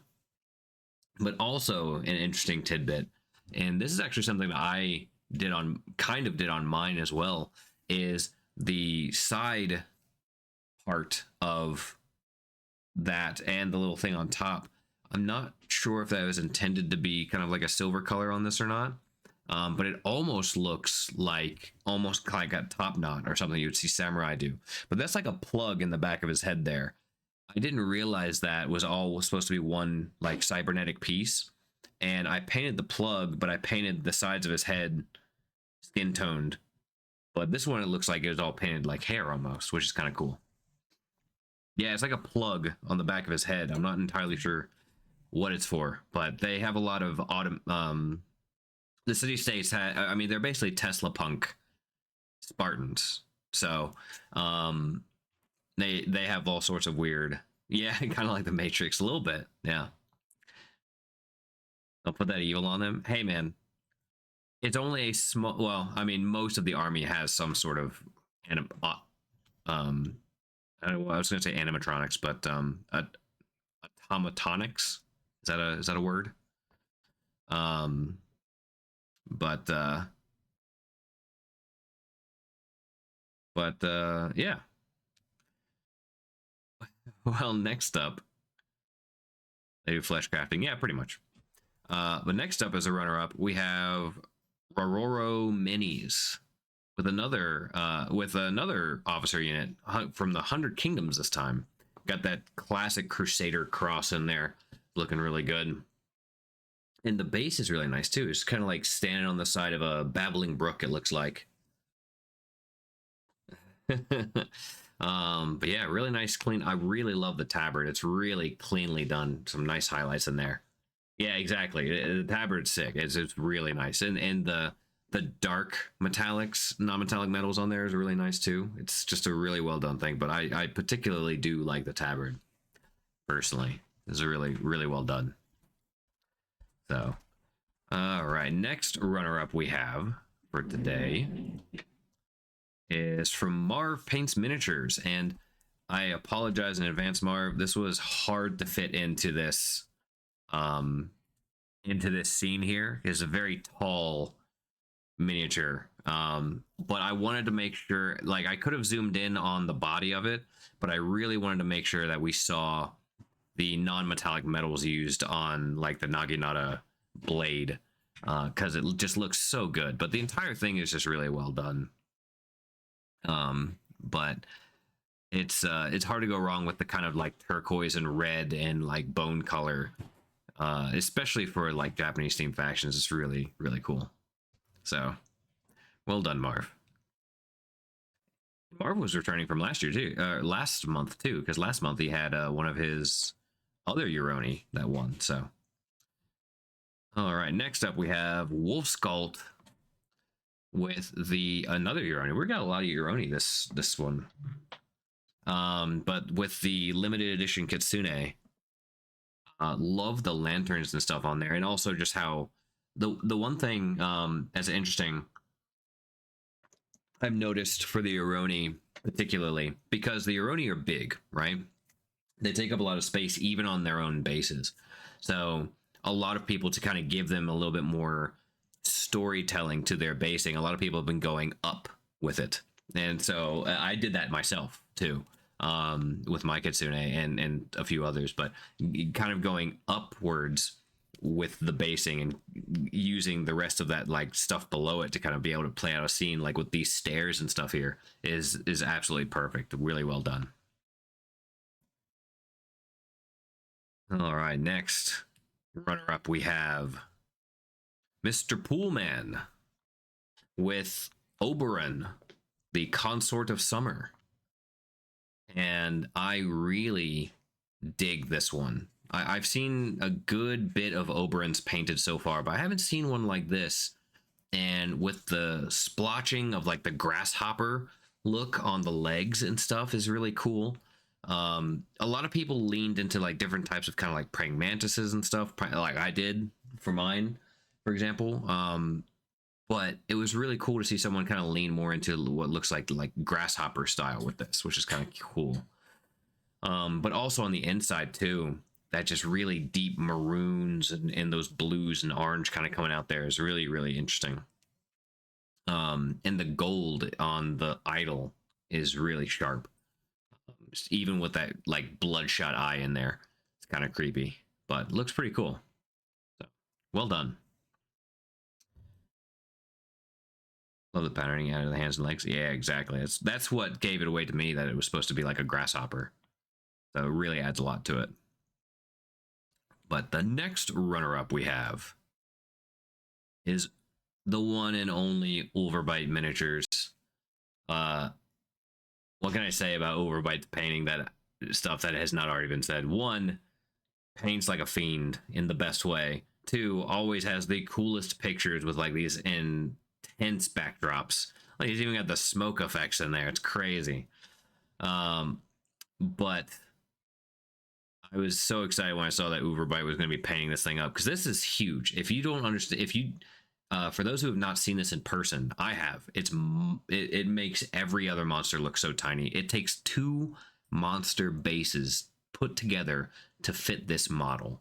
It is the biggest miniature in the range, I think, right now. So really, really nicely done. It just the purples and turquoises and the patinaed brass gold kind of going around their heads and stuff. It's just, there's so much going on, and the gravestones and stuff in the base as well. That's one ugly dude. It's true. And then, but you also have like the turquoise stone in the back too, and these stark purples and everything. It's such a lot. One thing that's really cool about the Old Dominion is that it's really easy to go into that grim dark style with the rust and the, you know, the just like the dirt and the grime and everything of these undead. So you don't often see them done in these kind of like bright, wild colors. And so Overbite is definitely taking that and flipped it on its head with those like purples and turquoises in there, which is really cool. So, but it gives it kind of more of a ethereal horror vibe, I think, which is really cool. So well done. All right, this is the last runner-up before we get to our winner. So without further ado, we have less than scary night with the daimyo from the Uroni.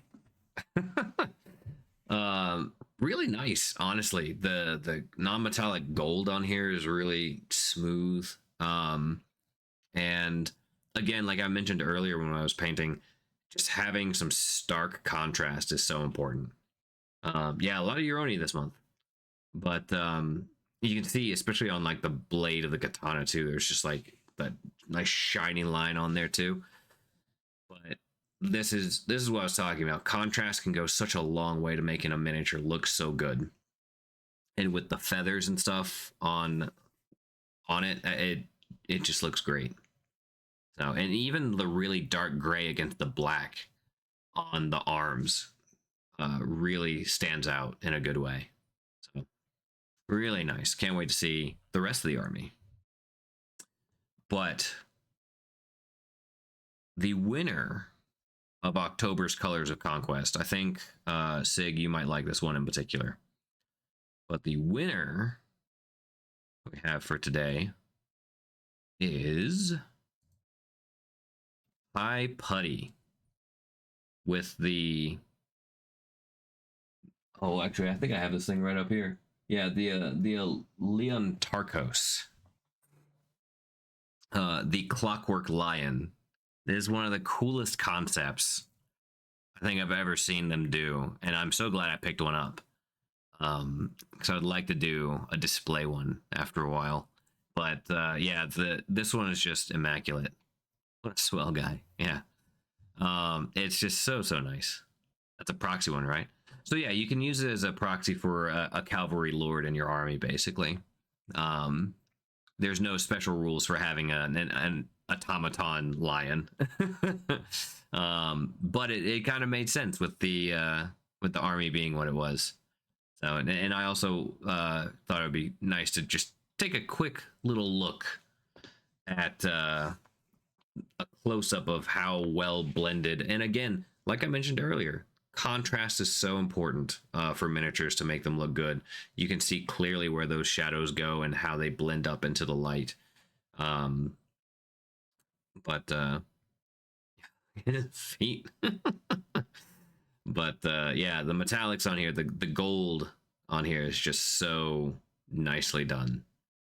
So as well as everything else. But congratulations, Hi Putty. I'm looking forward to seeing a lot more of the stuff that you have to do. Also, welcome in, Manuel. Appreciate the follow.